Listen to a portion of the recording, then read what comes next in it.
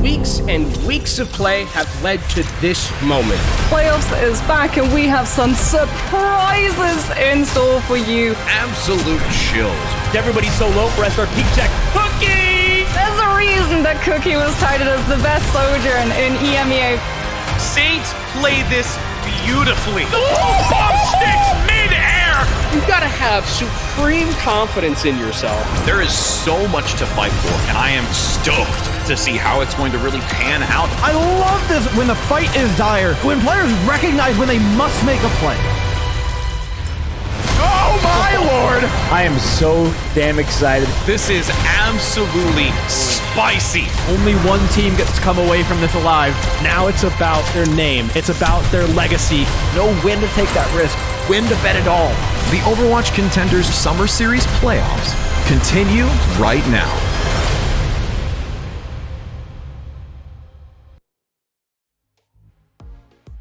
Welcome all back, y'all. I hope you enjoyed the break. We've got some more Overwatch action for you, and of course, it only gets better because the stakes are getting higher, aren't they, Herix? Oh yeah, big time. As things draw near, the tension gets higher for sure. And we are definitely getting really near to the end now. We're talking about the penultimate day of the tournament here as we go into having our top 4 teams battling it out, and only one is safe for now. We'll have to see, though, what we can get done here with the final 2 of the day. Saints going to be the first team we're talking about, as they're going to be taking on O3 Splash. And this is a team that I expect this week to perhaps look a little bit different than the impression that we got from them from last week. And I think the big reason for that is because that Saints, they took that loss. We heard it from Rocket especially, that this is a team that they're going to adapt. They're going to recognize, oh, we need to make changes now if we want to be able to win this tournament. And we already heard from them as well that they are going to probably make a little bit of adjustments. They already did last week. I'm curious to see which ones they're making coming into this week, though, because last we heard from them, they want to involve more snipers. And guess what? Vision is locked in early on here. Yeah, you specifically talked last week about how you always want to see more of Vision, not just on those kind of Vision-y maps. Give them the opportunity to be a little bit more of a mainstay for this Saints team. Of course, they have a loaded DPS roster, so that's something to ask of any player to look for a more permanent position. But Vision does deserve the opportunity, and putting him in for map 1, I think, kind of spells an opportunity and an effort from Saints to give that to him. Yeah, I think something that's so crazy about this team is that it doesn't have to all come from Vision. It can be, there's just so much help around him. Tree over into the support role. This is that other team that was doing that as well. But enough about that. Let's talk about their opposition, O3 Splash. This is a team that we have seen a few times for sure in this tournament really step up and be, I mean, they look at times like the team to beat. They look at times like the team that's destined for a grand finals run. But then sometimes they just fall a little bit short. We saw them fall into the lower bracket pretty early on as well from Pip. I guess not that terribly early on, but from Pip.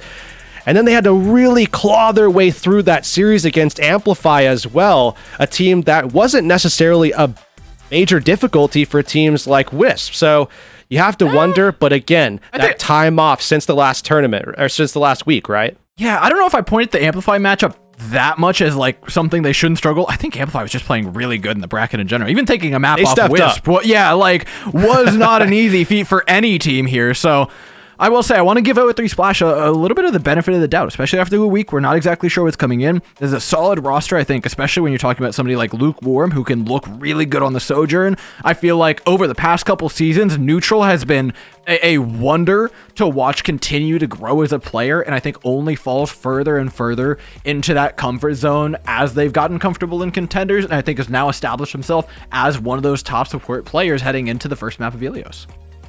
Yeah, Ilios going to be map number 1, and I think that is the key thing here for O3 Splash, is to identify what can make the difference for our team in this meta specifically. Obviously, all of these players play at the level that you would expect for, you know, if a meta channels it for that individual, they should be able to do a lot. Now it's just identifying who is that player or who are those players. And I think for O3 Splash in this meta, you hit the nail on the head. It's got to be Neutral. It's got to be Lukewarm. And I think really kind of playing into them, leaning into them, and composing all of your strats or not maybe necessarily all of them, but at least a lot of them through the fact that, look, neutral can be that lethal support. A lot of teams are forcing DPS into that role just to get what neutral can do already. And then on top of that, Lukewarm has that opportunity to play things like the Sojourn that we just know can be a massive, massive boon for any team that he's a part of, and O3 Splash have already reaped the benefits of that. So now, with some more time spent in this meta, I hope that they intend to do just that. Yeah, it's about doing it into an even tougher team, though. I mean, Saints have offered up a ton in this meta. The difficulty for Saints is kind of settling on what they want to do. They have almost too many options to choose from. The other side, yeah, with these five, okay, here's our win conditions, kind of clear who's the meta is leaning into. Saints, they can change where they're investing a lot of their resources from map to map to map. They can change their look a lot from map to map to map. But that also means that there's another decision to be made there, which adds another layer of obfuscation to that win condition that can sometimes make things a little bit more difficult, and that I think did make things difficult for them up against Wisp, who are a little bit more concentrated in how they wanted to do things. So we're gearing up, getting ready to go. This is going to be our last match of the night here in North America. Chat prediction time now, though. 1 for Saints, 2 for O3 Splash. Let us know who you think is going to take this one as we get ready to go into Ilios. Remember, there is potential for change here, potential for some very different stuff to happen. From what we saw last week, we already saw a little bit of a glimpse of that in the last series. We saw a little bit more Diva being played by Wisp. Well, it looks like there could be opportunity for that here as well. I mean, it's Ilios after all. So False is going to be starting here on the Diva. See what kind of pairings they want to make around it. But O3 Splash, they're sticking to their guns. And I like this actually a lot from them. A little bit of a swap as well from them on the support line, but nothing that we haven't seen actually in this meta since actually seeing in Overwatch League as well. This makes plenty of sense. A lot of appeal for that Ana as well. I think plays well into the composition that Saints are offering up, just having that protection Suzu in order to bail out Deco should you need to when that dive comes in. That being said, this map in particular, Lighthouse, has been a bit of a puzzle for a lot of teams to really try and figure out. No one's really offered up a perfect answer that plays the point well and addresses the Anas on the high ground particularly well. I like it from Saints personally to try and go for the Diva composition, but O3 Splash do a great job of peeling it away. They fully back off in order to protect that Ana, as opposed to keeping the Orisa invested on the point for the initial unlock.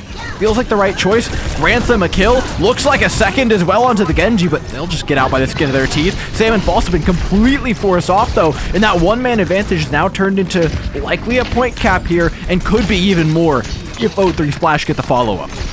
Yeah, so important as well that O3 Splash, once they got that eventual advantage, they were in full control. They denied the cap from Saints, then they got control and just pushed Saints off, kept them off of the objective.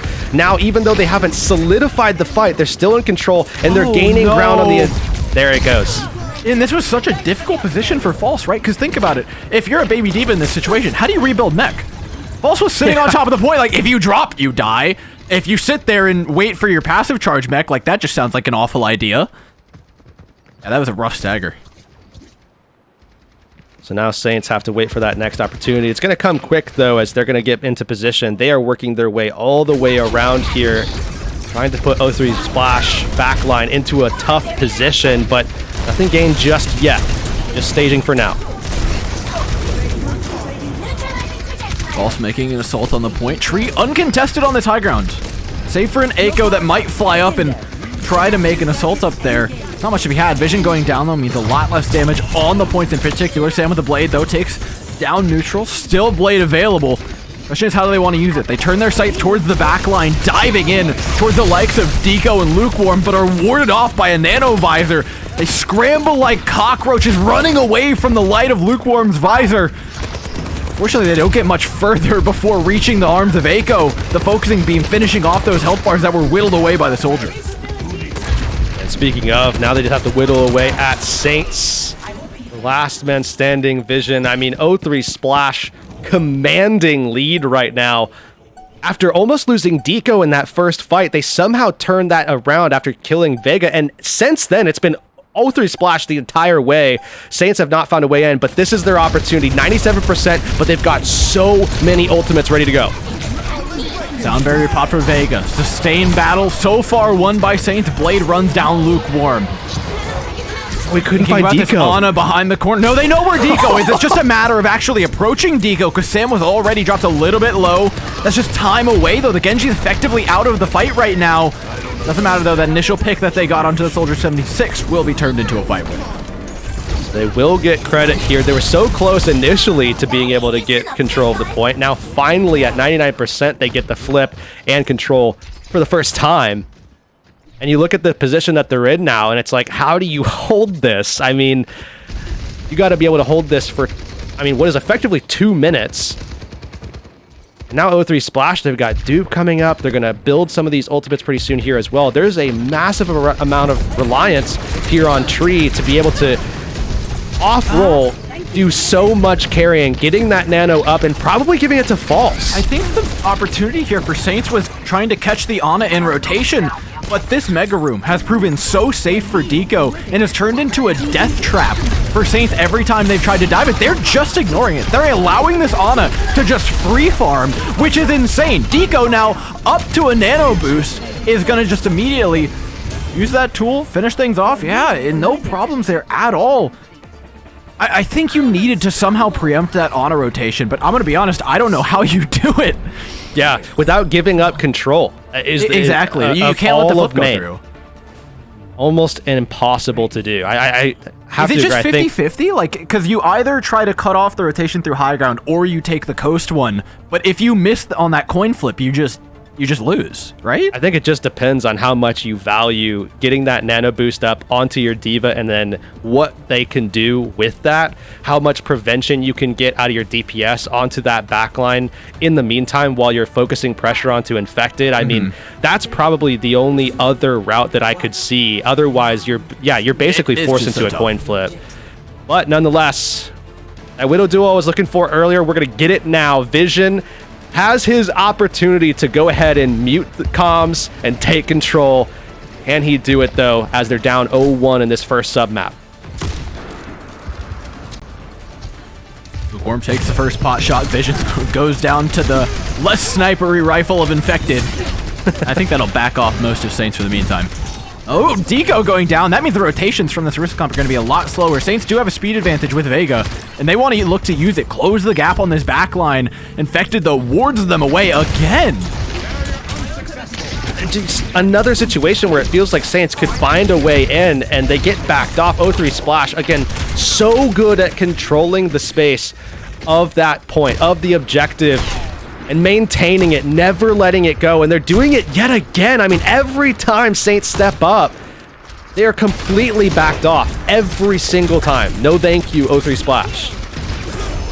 Go dropped low with the trade. Vega's down. Saints now lack a gap closer. The Sigma's going to be stuck on this statue for some time as they don't have the speed to actually cross this point with any efficacy. Eventually does try to drop down, but is now eating the entire brunt force of Infected Zarissa, and all the damage that's going to come after. He's going to get spun back on. Yeah, you spent that kinetic grasp. You're now the main target. This Sigma has nothing to defend himself. Is forced back, somehow kept alive, though, by the grace of Tree on an Ana, no less. Saints have found their way through, but it was arduous. I think a little bit of a mistime as well on the spear from Infected. Just pushed False completely out of the fight, but still in sightline of the supports once False was able to just kind of drift forward just enough to maintain it. If Infected had, sidestepped, got him into the wall, timed it later so it was just the execute damage, might have had a shot there, but nonetheless, now Saints have an opportunity, and they're going to see what they can make use of. Now that Blade's up, they're going to have good vision. False has grab flux as well. This is a lot to look forward to. Yeah, Blade popped Sam into the back line, has both supports in his sights, has his pick of the litter effectively with this Blade. Bit of an awkward nano boost, but the result does change quite significantly because of it. 0-3 Splash, unfortunately, have got a win to the detriment of Saints, who would have really liked to see themselves get away with that one. Yeah, I think just the miss on that one is entirely the culprit for Saints losing that fight. That's how you know that there's no confirmed nano. There's no... Tree doesn't do this normally. Well, Saints have to be able to go ahead and take space away from Infected. That's proven to be a very tough task. Grasp down for False. Now he's the target again. Oh my god, how did you get that off? Okay, yeah, it does eventually go down. Fortunately, does manage to trade one, but I don't think that's going to win the fight. Looks like O3 Splash are just moments away from taking this. A little steal here coming in. Oh, off the map. That was Vega, but he's going to come away with Soundberry here as well. So as O3 Splash looking to close this map out, obviously there's going to be a degree of reliance on either hitting a pick from Lukewarm or Echo getting value out of the blade. But when you look at this, I mean, the setup, Vision is just all about sightline denial, and Vega has the ability to go ahead and make sure that they can get early kills here. I mean, they have to follow up that sound barrier with the actual kills, but neutral does go down. Yeah, they had the speed, they had everything to go in there. Forcing Eco back early as well, forcing the speed out so that Infected couldn't really get out either. It was nice. 99% though for O3 Splash is nothing that I think they're going to complain about anytime soon, especially with the next round of ults coming up. Yeah, I mean, yeah, they're going to have Blade. That's already good enough to take 1 or 2 kills. And we know that O3 Splash, once they're able to get some kind of opening, that's a foothold for them. That is absolutely more than you would give credit to for many other teams. Almost a pick there coming as well. Vision trying to do what Vision does best and taking over. That's probably the only thing that Saints can actually hope to keep them in this one. Played out, space taken by O3 Splash. Deco doing everything in his power to try and speed this Genji in. Does a great job of doing so, actually escorting him into the back line.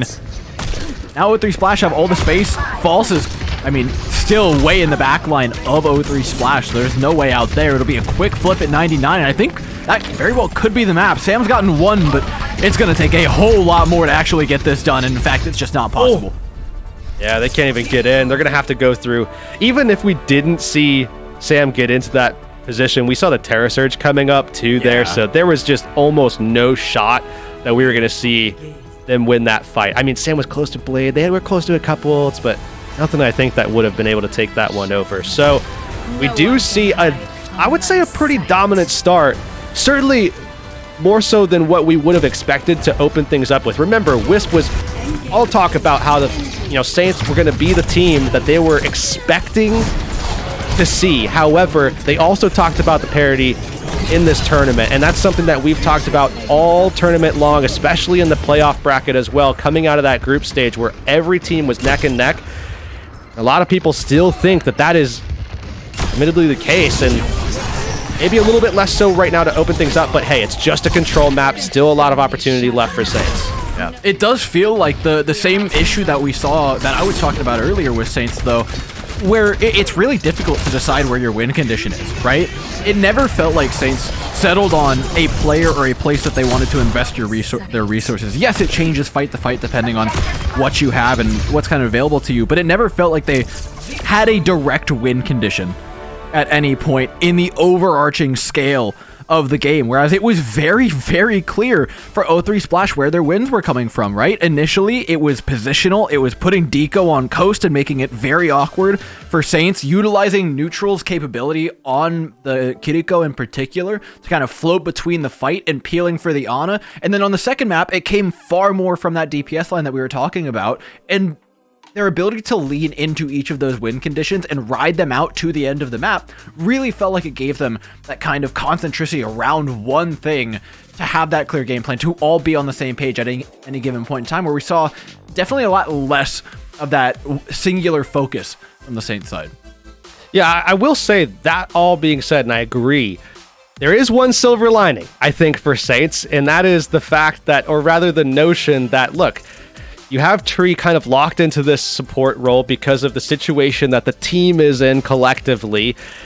But you go into a map like Ilios, first of all, on the first objective, rather the first sub map, they almost caught Deco on that rotation where Deco was purpled down about 20%. If they get that kill there, they probably win neutral. It might be a different picture. Secondary to that, but perhaps more importantly, Tree was forced onto Ana on this map. Now they get map pick. Now we get opportunity for Tree to pull out things like the Alari, and it's going to be no surprise where we're headed. Nimbani is the choice, and this is where you get that chance. This is where Tree can come alive, not forced onto Ana, not forced to embarrass himself by pulling out things like Boostio situations, right? This is going to be a lot. Yeah, this is going to be a lot better of a situation for the team collectively, but more importantly, for an established, really great player like Tree who could take games over, and he could do much more now that he's going to be likely off the Ana. Yeah, Saints in general have played very well on this map, and I think they've leaned into the high pace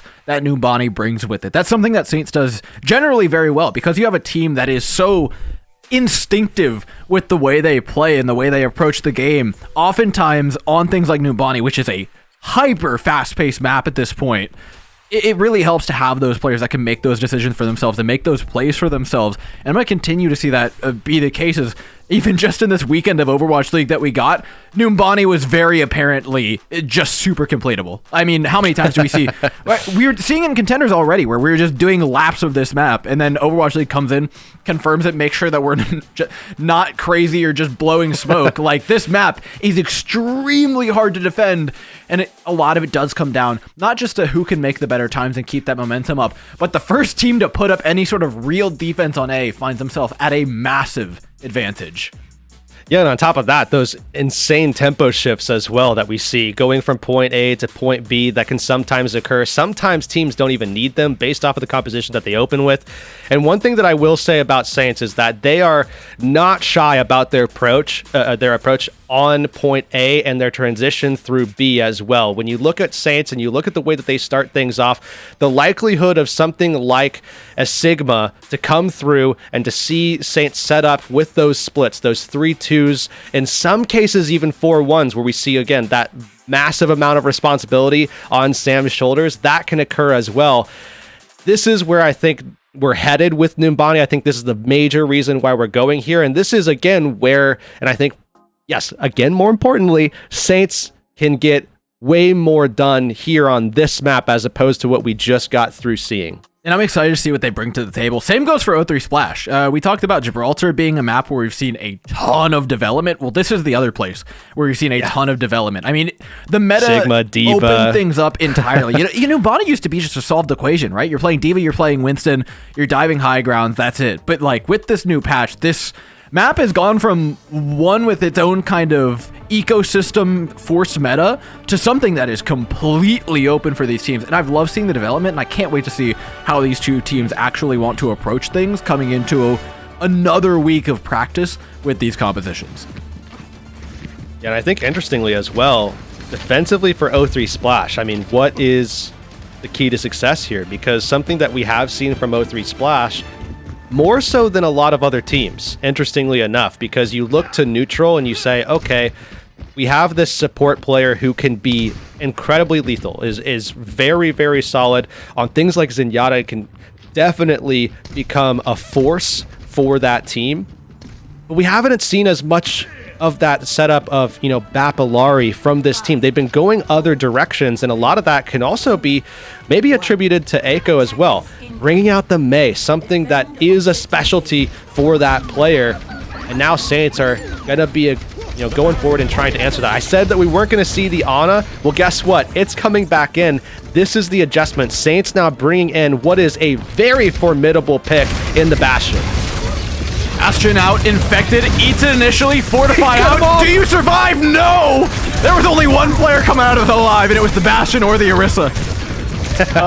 Neutral though with the follow-up, no problems with the cleanup here. Saints fall short of their first push, but actually one thing I want to point out is alongside the Mei, Deco on the Lucio is probably a pretty underrated pick here. A lot of teams on defense have been going for double flex support. This Lucio offers them so much playmaking opportunity to knock things like the Sigma off the high ground, to boop that Bastion further in, to create more insularity for this team and ball them up a lot more effectively and reduce the vulnerability that double flex support would give you. I love it. And also answer to be able to have those opportunities for disengages as well. I mean, that's typically what you see with Lucio. It's just because of all the other value that you get, that's honestly more important. It just becomes a secondary feature, but still an important one nonetheless. And now O3 Splash have opportunities to play a little bit more aggressively. We see those changes, those adaptations being made by Saints. Here they go onto the flank. Now it's just about, you have the opportunity. What can you make of it? I mean, Neutral got knocked so low there, but look at this from O3 Splash, engaging into the hallway, finding safety in the Sigma hyperspheres. That's crazy, but a great decision because it reduces your chances of getting knocked by this Hanzo. Also, maintains that space, eventually claims it back, allows Vision to pick up one, gets the Flux off, doesn't land anything with it though, a rarity from a player like False, but that allows O3 Splash the opportunity to move on in here, reclaim space with an Ant Matrix, and now look at the ultimates that are coming up. For Saints, yes, slowly but surely they're getting that Ant Matrix online, but O3 Splash has some big ones. Terra Surge, Blizzard, Sound Barrier are gonna be up if they can survive this barrage from Saints.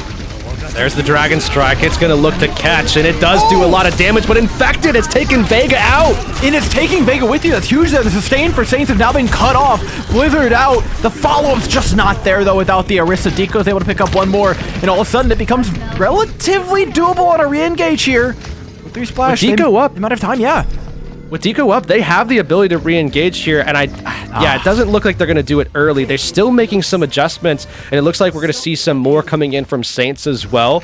This is what we talk about with these massive tempo shifts that occur as Saints go back to what that composition sort of originally was once they made their adjustments, halfway through their successful point take setup. And now here comes the visor from O3 Splash. Yeah, he's behind them. He's behind them. yeah. I saw it on the corner of my ears. He's got. Oh god. Nope. Yeah. He goes, seeks him out after its target is pinged. But I actually like this decision. The more I think about it, the more I'm like, okay, contesting A hasn't provided teams that much value, right? Fighting from the low ground is really difficult, but this corner and holding it has been extremely valuable for a lot of teams. It's felt like the only holdable place on B on this map at times. So the more I think about it, the more I really like this decision from O3 Splash in general, especially with Lukewarm working this side angle. Oh yeah, big time. I mean, when I've talked about this map, and I've talked at length about the 2 corners. There are 2 corners in this map that are strong to hold. This is the first one. Effective firing away, get the spear, but all of a sudden it's back foot city for O3 Splash. Oh, this is going to be explosive. Tree has got 3 of them in their sights. Good follow-up as well by the rest of Saints. A quick cleanup, and there goes that first corner, Hurix. Quiet on the Ana, not so much when we see that swap to Alari. And again, a big reason why Saints wanted to go to a map like this is because you can get this out of your player that was just a little bit quieter than we're used to seeing Tree. And now Saints get to move forward. The corner's lost, so O3 Splash need to find a way to go ahead and get in. Bad news for them is that they don't have ultimates to help them out in that process. They're going to take a barrage of damage coming in as well. Vision catches Lukewarm out in rotation despite the sprint. Traded out, though. I quite like this from O3 Splash. Falso's dropped low as well. The follow-up just needs to be there. Beam onto Infected, barely kept up by the likes of Neutral and Deco with the help of that Kitsune Rush. Amplification Matrix is the retort, though, from Saints as they own this entire sideline. O3 Splash have to stand in the way of it and in the way of the Dragon to contest this cart. It is not impossible as finally Infected topples over. It was a valiant attempt at maintaining cart control, but it just was not to be had. I just want to know how Deco lived through all of that. I have no clue. Deco and Infected both. That was ridiculous. Like, how much of that was just Deco being a demon? How much of that was Sam just whiffing on all of those stickies? You can't blame Sam, dude. There's 3 other projectile. He would tell you he whiffed, and that was shooting at the same Lucio, and you're gonna single out Sam. You shot the car. I don't know what to tell you. He would say the same thing. He's a great player. He knows that about himself. He missed. It's fine. We can move on from that, though. So O3 Splash now. Here we are into the second corner. We have made it. Defensively, this is a great position to hold, or should be. Let's see if Saints can break this one the way that they did the first. I mean, it's one fight away from not being a corner they can hold is the unfortunate thing here. There's a lot of tools up for Saints. The Blade, though, comes out and bails out O3 Splash, giving them a stronghold that they can really start to dig their heels in on and control that high ground as well with. I think for O3 Splash now, it's all about trying to deny that angle from Tree. If Tree can get around them and behind them, Captive Sun's going to be a big problem. Although I will say for Saints, talk about silver linings. Well, the one silver lining here for Saints is that while getting behind would be a massive boon, it's not necessary with Captive Sun. You can still clear the field as long as you can find an angle.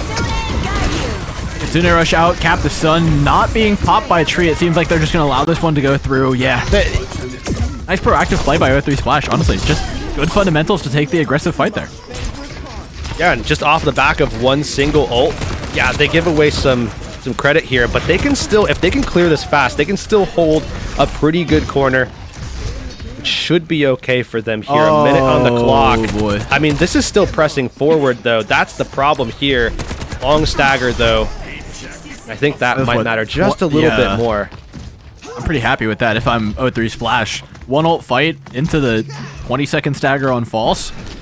The swap over to the Orisa now. Yeah. I do like this swap, though. They have to brute force this corner, and the best way to do that, the best way to take space is to do it with Orisa. That's an even better way, though. A pick will definitely help you. O3 Splash coming in behind. They're running at him.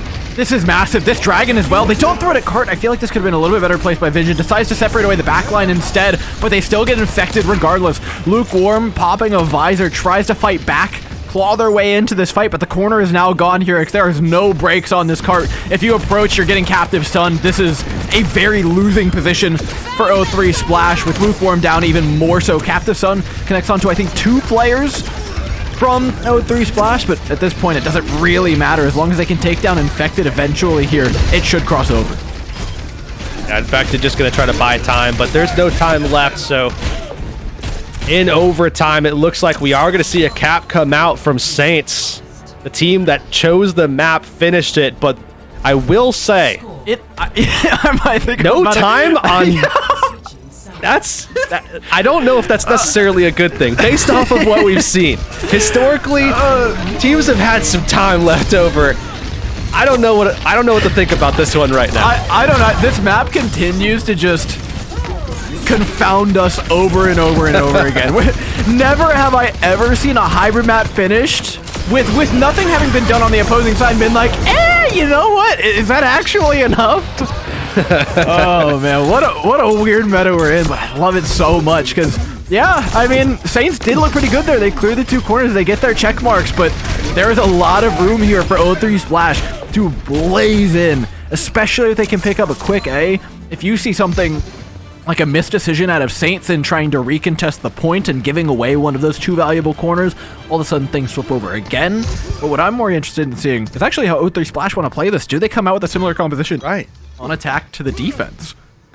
Yeah, and I think one of the things here for O3 Splash is that this is a much different setup that the Saints have to contend with. Like, think about this from Saints' perspective in terms of how you often see O3 Splash approach.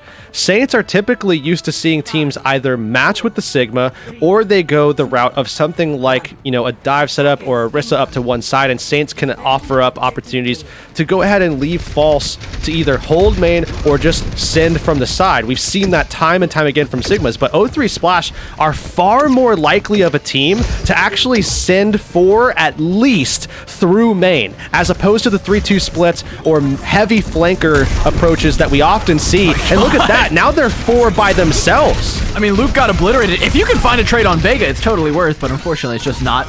These fights on the high ground can go in the blink of an eye, though. When you're talking about 2 comps shooting at each other, like these comps shoot at each other, 1 arrow, you know, 1 Helix rocket, 1 rivet from the Torbjorn can end the entire thing in a blink of an eye. If this is the design for O3 Splash, I don't know how they take this point. I actually am very concerned right now if they're trying to go with this like 4-1 style, even if they go 5-0, just straight up everybody through main, they're going to take so much pressure, so much has to be eaten up by Infected on their approach just to get into position. You see this happening again already. Look how much pressure they're taking. Is the game plan wall the Vision sightline and then try and kill? No, they're still trying to wall false. You could wall off this angle and then instead play forward. I mean, I know the wall wouldn't last very long, but, you know, seconds or hours when you're talking about this composition, right? High ground's gained, but again, at what cost? Didn't actually pick up anything on the back end. And now look, it even gets worse. Saints are coming up on ultimates. And how do you approach any of these ultimates? You don't. Saints could very well turn this into 5 ultimates into 5-1 fights. Yeah, especially because, you know, if they're being efficient as we expect them to be, maybe 1 or 2 ults to each fight, they're going to be building more ults off the back end of each of them as well. Now they can start going into cycling phases, and then it becomes a massive issue for O3 Splash because 2 ults can always win a fight with these 2 competing compositions. O3 Splash, again, same situation. They have to find a way in without taking as much pressure, and Orisa can only do so much. Oh, and there's also kind of like just no way in. It's not just 5 ultimates, it's 5 zoning ultimates for Saints. They have many tools to keep them miles away. Dragon Strike forces them back. Amp Matrix forces them back. I think they're actually happy to have pulled 2 in that fight, but they did have to trade the Amplification Matrix, so effectively they're only +1. I think, again, this all obviously a game of time, and Saints are pretty comfortable. I think both sides actually feel like they got at least some degree of a win off of that fight. Obviously, Saints are able to pull more time away from O3 Splash, but O3 Splash are happy. Look, we got 2 ults there. That at least is 2 things we don't have to worry about, and they're going in.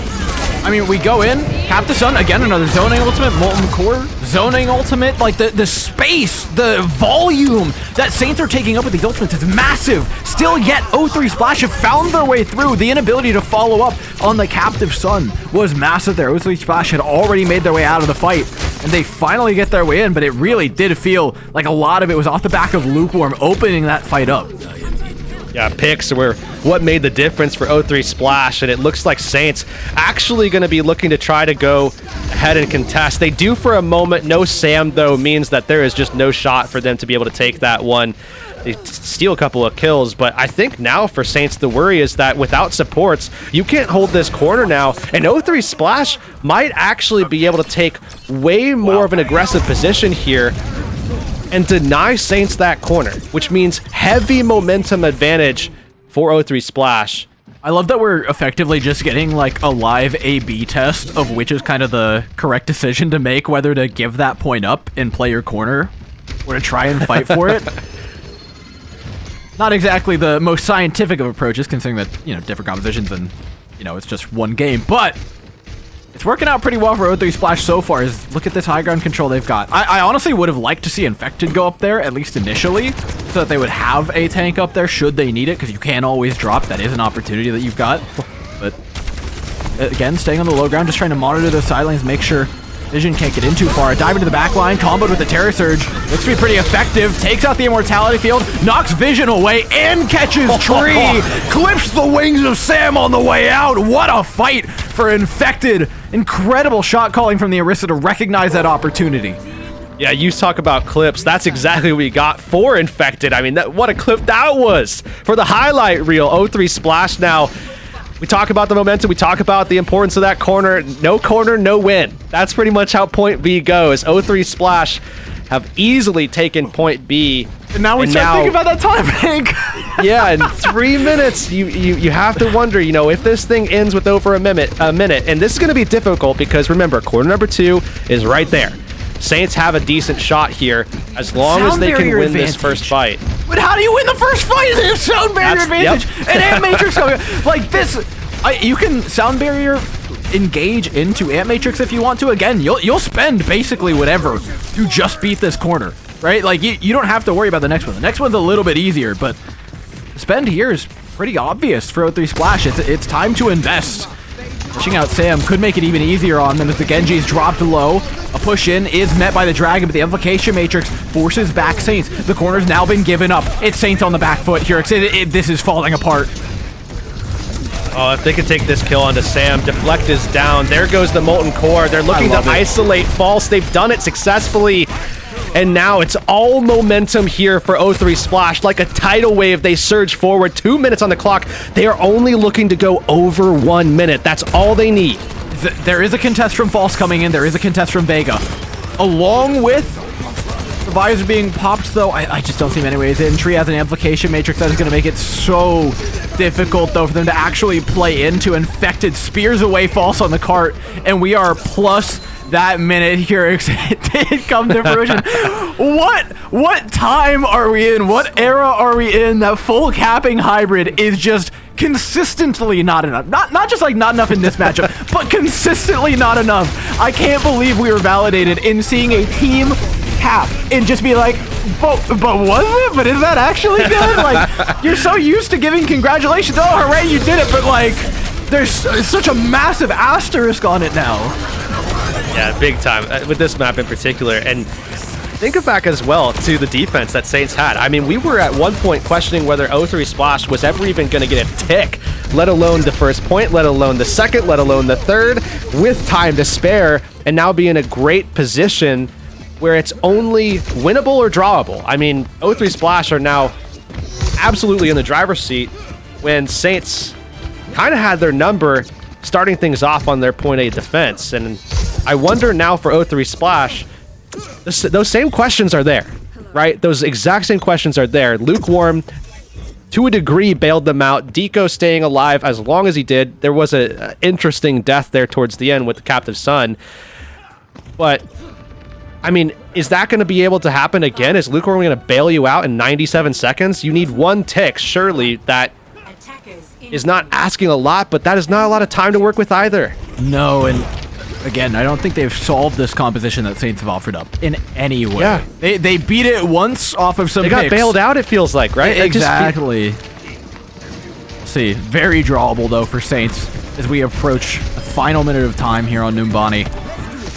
Deco playing around the side angle with the Genji. They're trying to get a wrap, not approaching it head on like they did last time, and it works beautifully. Vega down, but traded for neutral and Lukewarm. It doesn't seem too worth it.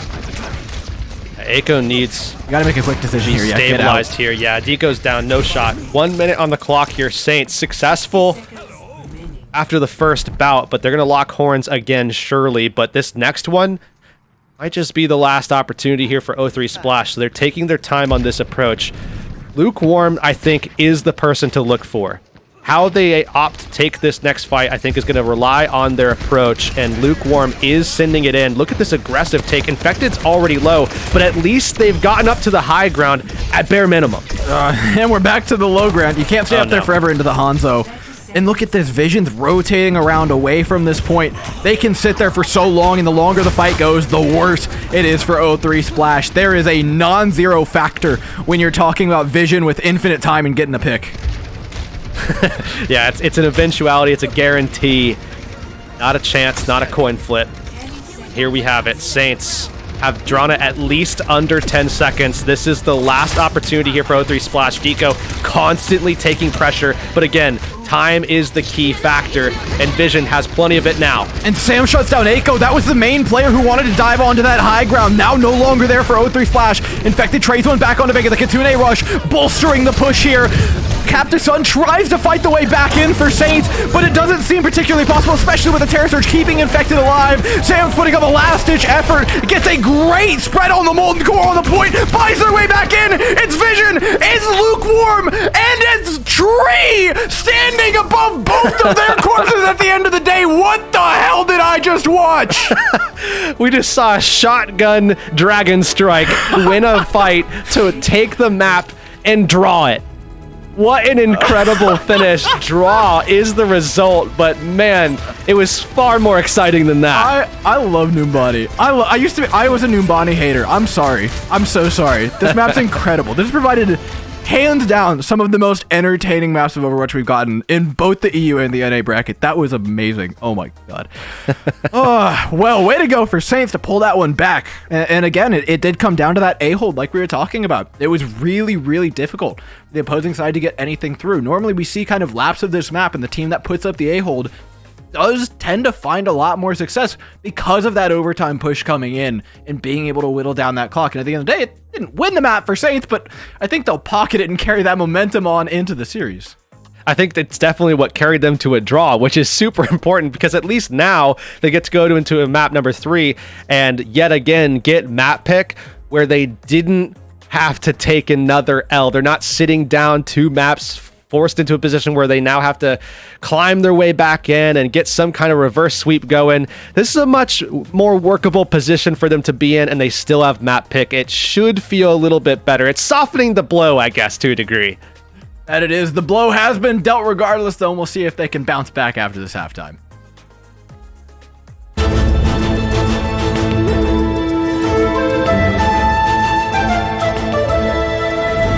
There are days I will always remember when the sun and the world were bright. Solar energy filled all our needs, but only a few could bring the sun's power into themselves.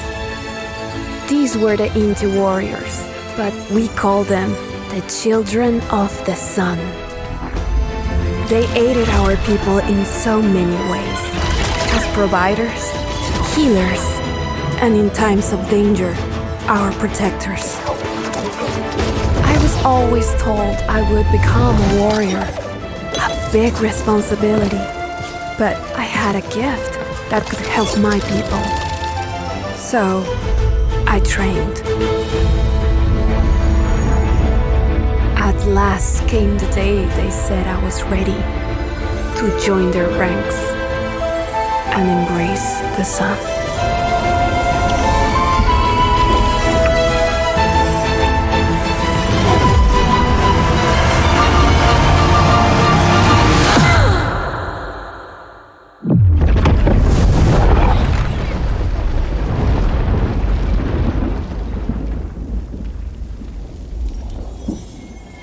There are days I will always remember.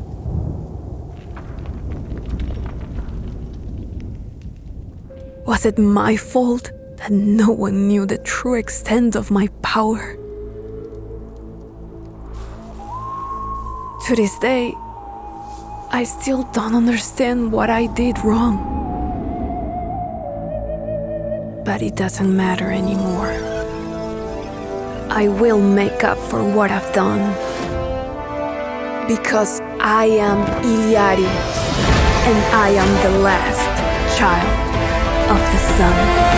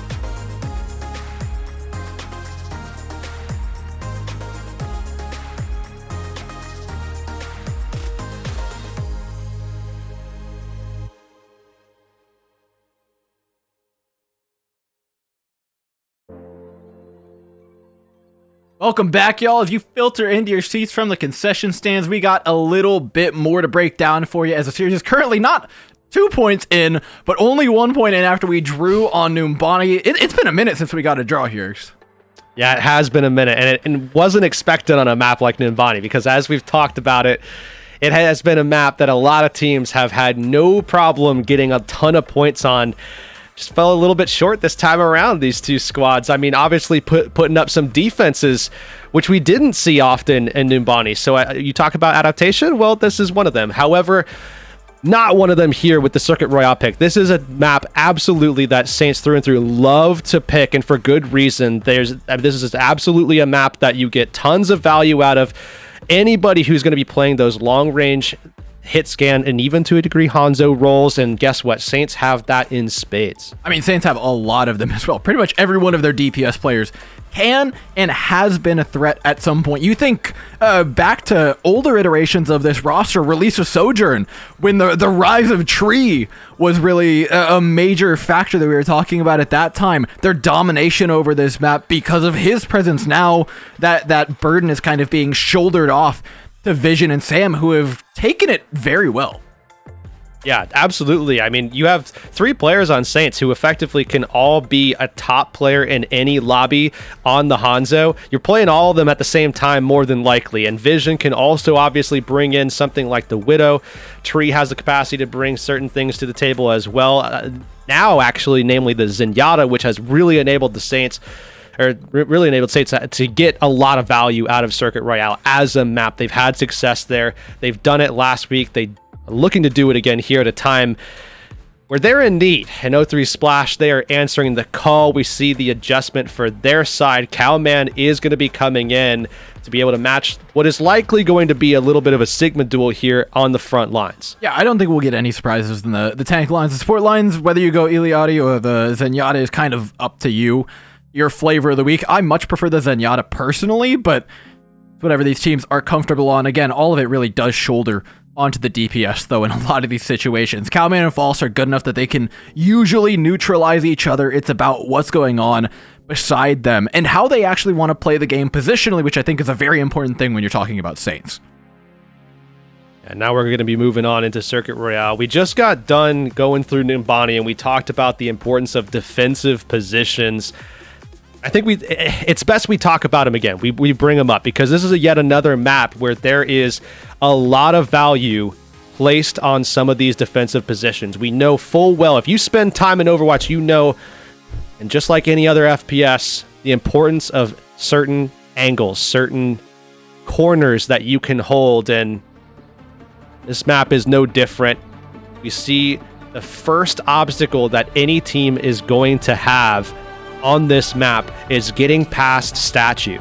Once you come around that first corner and you approach that coast side where you can start to see water, there's that statue right there. That is the most difficult point of point A. Typically everything before that is a gimme, basically for free. Statue is going to be the first objective. And what's interesting is the different ways that we see teams approach defending it. Because on one hand, certain teams that feel a little more defensive, who want to buy time off the clock, who just want to play a little safer, will send all of their players back around the next corner and use it for cover. Whereas a team like Saints with Sam will send Sam over towards the statue all alone, where his only job is basically just survive and hold that off angle, anchor it, be a threat. It is incredibly high risk. It puts a ton on the shoulders of Sam, but as we saw last week, Sam was able to do some really incredible stuff despite all the focus being put on him positionally. We'll see what Vision can do, looking to open things up. You can already see Echo in that position, playing off of the statue. See where Lukewarm is playing from. It looks like a much more defensive position with Lukewarm all the way in the back, looking to hold that corner angle, actually, as opposed to being a little bit more aggressive, which some Widows can do. You might actually see Vision doing it later, potentially, on their defense, but focus here is all about this corner, and Lukewarm has definitely locked down that angle. Takes down Sam. Again, after one pick, you can't really push it out as the attacking side. You're playing double sniper. You don't want to really push your Widowmaker out of position at all. So it's time more than anything for Saints. They're not down or out. They can still get picks while they're down members. Is kind of the scary part. A grapple shot from Vision doesn't necessarily connect, but so far so good for the defending O3 Splash. I think one thing I like about O3 Splash's defense here is patience and just the confidence that they have in their DPS players to just hold the fort down. And you see now turning that corner, Sam a little bit more aggressively positioned. They are trying to work their way out to that close side now on your screen here towards the water. Again, they need to apply pressure to Echo if they want to be able to open this up. And Eiko's doing a great job. It's such a balance, because we say your only job is live, but you do have to shoot things and make yourself a threat that they have to respect. And look at this. I love that flux. Oh my god, Cowman. Just solo Sam. Spots one player diving towards their Hanzo to say, get off my teammate. Lukewarm. One more on the tree. An emphatic fight win for O3 Splash. That was sick. Yeah, not a bad offensive line, not a bad bodyguard to have in that moment. If you're Eiko, look, a lot of Hanzo players would love to have that kind of defensive-minded player. But look, they're going to see if they can get even more out of this. Saints have been denied for 2 minutes now. Now with the Ant Matrix, they're looking to find something. Oh, and it's false down. Another fight win for O3 Splash. They are just on one. And it's no individual player. It's, again, we talked about the snipers individually, but then on the back of that, the positional play in O3 Splash have been absolutely dominating in that regard. And again, thanks to Eiko, who's not only holding the position due to his aim, due to whatever, one of the big things I'm noticing is that Eiko is hyper aware of the grapple timing from Vision, has been hid behind every single time Vision goes up to try and hit that shot. And that is, it's a small thing, but how many times have we seen Vision absolutely clock somebody off the back of that grapple shot? Makes such a difference. What a play that was. Vision actually, he faked it. He pulled out the grapple so that Lukewarm would hear it, and then he went under, and now he's got 2 kills. And it only takes 1 from Vision to get dinner cooking. Down go the likes of O3 Splash. That's A gone. They were looking up. Vision caught him low. 37 seconds, but Saints find a way. What a play from Vision there. Again, look, just pulled out the grapple. They're all looking up. He catches them and then finds the second right after. Again, that's why you bring Vision in. Now you have 250 here. You're rounding up this corner, making it through the bend. They have ultimates here as well. They're going to have Grab Flux, Transcendence. They can combat O3 Splash, who are opening the fight first. Yeah, Flux on that corner, hard to not get value out of in a lot of situations, to be honest. Up 1, though, doesn't necessarily win the fight for you, especially when there's still a Sojourn up. The damage threat from Saints is very, very real. So much so that O3 Splash have to invest a Dragon and a Transcendence. Tree, unfortunately, for O3 Splash is forced to match, but he's matching it later. So the later Transcendence does feel like a win. Unfortunately, I think they've used it to move maybe a little bit too far forward. I like the idea, though. They did transition it into a push quite well. They just a little too big for their britches with it. Yeah, that Transcendence comes up, and you have 2 choices. You either full send, or you can back off and just play that passively, hope that you're able to take something after. They went for the former, did not work out.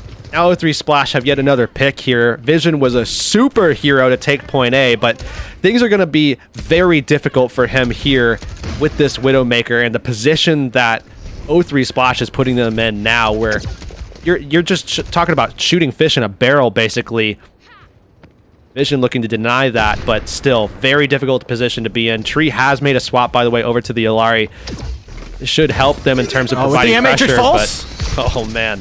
Yeah, it dropped low. Fortunately, Kinetic graphed out. I'm actually really happy that's gone if I'm Saints, right? Pushing up this hill into Ant Matrix is one of the hardest points to push into Ant Matrix virtually anywhere. Now you've got more tools. Unfortunately, you're playing into another Grav Flux, but if you can manage to dodge that, you'll be in a pretty good spot. It's used proactively by the likes of Cowman, who again just picks up Vega. Eiko finishes off that health bar, and the fight's practically done for, but Cowman, a rare overextension by somebody who's usually a pretty reserved off-tank player. Vision's traded back, but with no tank, this cart will move. Yeah, really smart player. Knows how far he can go. Usually doesn't cross that line, but was just desperate for that kill to be able to solidify the fight. Now O3 Splash, they still are able to take time away from Saints. This is still going to come down to one last fight here. Dragon Strike available here from Eiko as well. I imagine he's going to look to bisect Saints, maybe even steal a kill here if he can.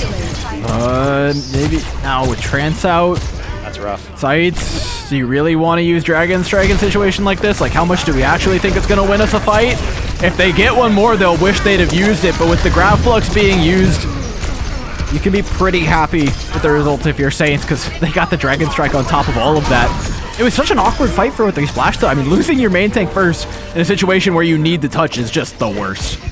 Yeah, especially the timings that we saw, too. Cowman going down in a fight that felt winnable, and then going right after that, going down in a fight that looked winnable as well. I mean, Neutral had that Transcendence available. Cowman was just caught out, unfortunately. Just too much instantaneous burst that came out kind of caught O3 Splash off guard. They weren't able to react in time. Now O3 Splash are defending the final objective here, where it looked like they could have held A, it looked like they could have held B, and now look at the distance covered by Saints. Reminder, this is not the same as Numbani. The expected finish rate is not nearly as high, but is it really for any other map in the pool right now? Saints though claiming quite a bit of space initially here, turning this into what is almost a one-fight point for them. because they're gonna be up on ultimates, at least initially. It'll take time to get there, but they will reach them first. Feels like a winnable situation as long as they don't get picked off, but that is an easier said than done task. Sam falls. Just like that, O3 Splash take control yet again here.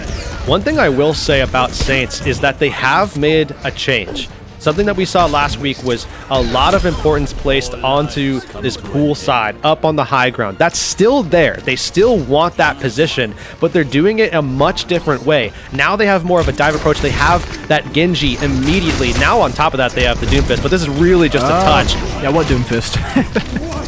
Gone pretty quick. Flux doesn't come up with anything. There's an opening here for a couple of kills if they can find them, but unfortunately it's way too difficult for a situation like this. Dragon Strike still celebratory more than anything else back towards their spawn. A hold for O3 Splash. I think something they're pretty happy with. I mean, it's not so easy to stop things up fully on that B point to get map wins on B. They took a lot of the time off on A. This is a very reachable point. Yeah, we have to look back at this defense as well, and just how good it was. I mean, a veritable brick wall at times. Every time you saw someone from Saints stepping up, obliterated immediately, until finally that superhero moment was able to get some kind of momentum for Saints. They were able to go ahead and take point B along with it, but now the question here is, how long can Sam last? Because you have to bet on the fact that Saints are going to play this defensively very similar to the way that we saw them do it last week against Wisp, which is, again, leaving Sam out on an island, holding down Statue, very similar to the way that we saw Echo doing it. I guess a question for me now, with Tree here, he's on Alari. This is a vastly different setup. They could actually stack this Statue side, which gives Sam a ton more support and provides that pressure on that off angle. I mean, it's way more. I mean, granted, they can push that side a little bit better now, right? It's also another head to click at Statue. Remember, the Statue player is very vulnerable, and having two of them, it gets pretty crowded behind that little piece of cover. So I think it might be a plan of just put the healing pile on there to help the Hanzo out, not necessarily double stack on it, but see exactly how they want to set up. Also getting pushed back. Like you said, this is a bit of a formality, this initial part. Sam, though, does open up with one onto Echo. Shouldn't be too impactful, though. Yeah, this card's going to keep pushing forward more than likely. Saints can go ahead and step up. They can act like they're going to go ahead and full engage, but that is just not happening. Not with this composition. You're going to lock out your Widow if you do that, but see what they can get done. Pylon's still out onto that Statue, so Sam does have that extra little bit of support. His Tree can still provide that consistent damage pressure. But I will say there's going to be a lot less focus onto Cowman than there otherwise would be without that Discord that would otherwise just be sitting on it the whole time. I think Cowman understands the opportunity. Look at the step onto Falls. Holy cow! Vision bails out the likes of Saints, taking down Deco. That was 100% a lost fight if Vision didn't deliver there. That is huge there. O3 Splash. I mean, that was looking like it was going to be the take. Tree goes ahead and finds a kill, but Falls is very happy to see that happen. Yeah, Cowman absolutely. gapped that. That was sick. And I wonder now for Saints, I mean, you can't really adjust at this point. You can't just have Tree switch over to the Zenyatta and be able to apply more pressure to Cowman. Cowman's going to be able to probably win this duel against the tank every single time just by sheer virtue of not having the Discord. And yet again, Vision does it. Unbelievable. Finds 2 picks there. The rest of Saints get behind and go ahead and clear things out as well. That last trade, I mean, O3 Splash just doesn't matter here at this stage. 2 minutes on the clock. Having similar struggles, but much different, I'll say, than what we saw from them on their attack. Their defense, rather. O3 Splash, it felt like they had that corner locked down. Saints are getting past it constantly. Or rather, O3 Splash is getting past it constantly, and Vision is just locking them down. Here, ult's coming back up now. Saints should be able to control this. Lukewarm is going to have a tough time getting around, and even tougher now that Space hits the floor. Saints are going to be able to push O3 Splash back yet again here, but or I'll tell you what, this is where things are going to get a little bit more hairy as every ultimate is available, man. And how do you... I think it might be a little bit trickier for Saints on the defense, right? Just due to the ability from the Gravitic Flux to force out Sam from Statue pretty much no matter what. But outside of that, there's no tangible advantage for either side. It will be a mess. Not to mention the fact that even without the ultimates, picks can still come through without the ultimates. I don't even... First one to step forward is Cowman, who will promptly back off. After using Kinetic Grasp, that's going to be another 14-15 seconds off the clock. That could be the difference between just 1 and 2 fights here with Lukewarm taking down Sam. The Statue's gone. Flux at the corner. 0-3 Splash Strike, throwing a Dragon Strike in behind them, separating the supports away from the likes of False, who rapidly falls. Amplification Matrix is but a far cry from being able to actually turn this point around. 0-3 Splash waited out, keep that cart pushing, and will inevitably get this A. Smart reset as well towards the end there from 0-3 Splash, just to make sure that they can actually hold this push. They don't lose any bodies. Now they can go forward, play more aggressively. They know that False is going to be on quick respawn, and guess what? It doesn't matter. They have everybody up so they can take that kill there onto Vision and keep extending this. Try to get some value out of that point A take, get forward, and make sure that they're not stuck in a position where Saints can be up over the top of them and take more time away from them. Now they can go head-to-head on equal ground. Not necessarily equal ground. The ultimates are up here for Saints, but I think it's kind of bait, right? Because if the Flux hits, you have Transcendence to respond. You have... Wait, they don't trance? They don't trance the Flux? I guess because Deco was down already, they think maybe they just can't win that, but I think it was a situation that could have been gone for by 0-3 Splash if they wanted to, but up not. I think a strategic decision more than anything. It's not going to help them positionally now. It has to be. I mean, now we're seeing some swaps here being made. 0-3 Splash, they go ahead and drop a couple of those picks and go instead over to Genji and Brig. And it seems as though 0-3 Splash are going to take this a little bit more head on. They're looking to go ahead and brawl this a little bit more. Deco more likely to get forward in this matchup as opposed to kind of that backline protector we often see Brig being in recent metas with the Ana. Deco is going to have to be more aggressive to get some value here and probably going off with Eiko. See if they want to go ahead and take this side together. Yeah, Deco is actually rotating in that direction. It smells like they want to trance engage and get the Genji and the Brig in on it. I feel like a Lucio might have been more effective in that regard, but here it is. Yeah, there's the trance engage. Get the Genji. And dude, Vision has read this like a book, though. Look at how far back he's sitting. They knew exactly what was coming. Deco's down. Traded for Vega. Captive Sun retort, though, by Saints alongside a Dragon Strike. Just completely forces them off. It was a really clever play by 0-3 Splash, but it feels like Saints just had foresight incarnate. Yeah, I wonder about it, though, because, I mean, if we're seeing it and it feels obvious to us, surely Saints feel the same way, yeah. Right? So, I mean, yeah, it's a tough position to be in for 0-3 Splash now, where they lost a fight that they kind of needed if they wanted to be able to maintain momentum, and Saints have now backed them off. And again, position is key. Saints are going to have a massive advantage with all these great angles that they can hold from. They can, if they're taking too much pressure, fall back very easily and reset. 20 seconds on the clock now.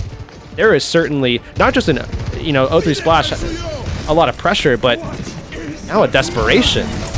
Yeah, Flux up. Not going to save you too much here. Suzu's thrown out by neutral. The health bars of 0-3 Splash non-existent, especially for Eiko. Eat one to the head, 2 seconds on. Is there even a touch here? There is. Rounding the bend now. R03 Splash, but Vision looms behind, ever present in the minds of 0-3 Splash. What was a map draw on Numbani has now finally been converted by Saints here on Circuit Royale. The score's 1-1. After 3 maps, Saints find the first one that can go in their favor, and it feels like they're clawing their way back in. Now, I will say, this is expected to be their best map. Look, you put Vision in the best possible position to take the game over. We saw him bail them out on point A. That insane grapple move, catching a couple of the members off guard from the opposition and then able to take point A. But look, they were almost full health there. Had it not been for that one play, they might have been full health. So there's still some concern that even though Saints look far better than they did in previous maps here on Circuit Royale, this is still their best pick, more than likely in the entire set of map pool. And on top of that, Vision bailed them out. So we'll have to see how things go in map 4. He's on defense too, because you think about that initial push by Cowman where just where he just big dog falls. And Vision just connects the shot. I do have to give credit though. I mean, even towards the end of the map, it's not just Vision. Vision is delivering the goods as we expect Vision to do, and Vision is getting plenty of playtime for it, which we love to see.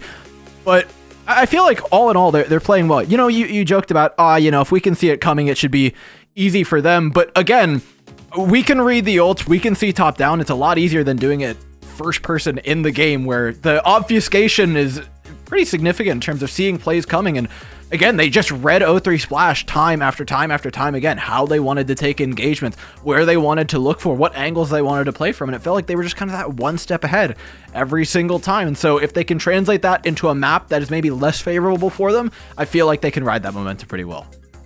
Yeah, and speaking of, when we go into our next map, this is, I mean, now we're talking about push, and as we've, gone over the 1-4-5 and the importance of, making sure that you come out of 2 and 3 looking pretty solid in that map pick, or in that map order.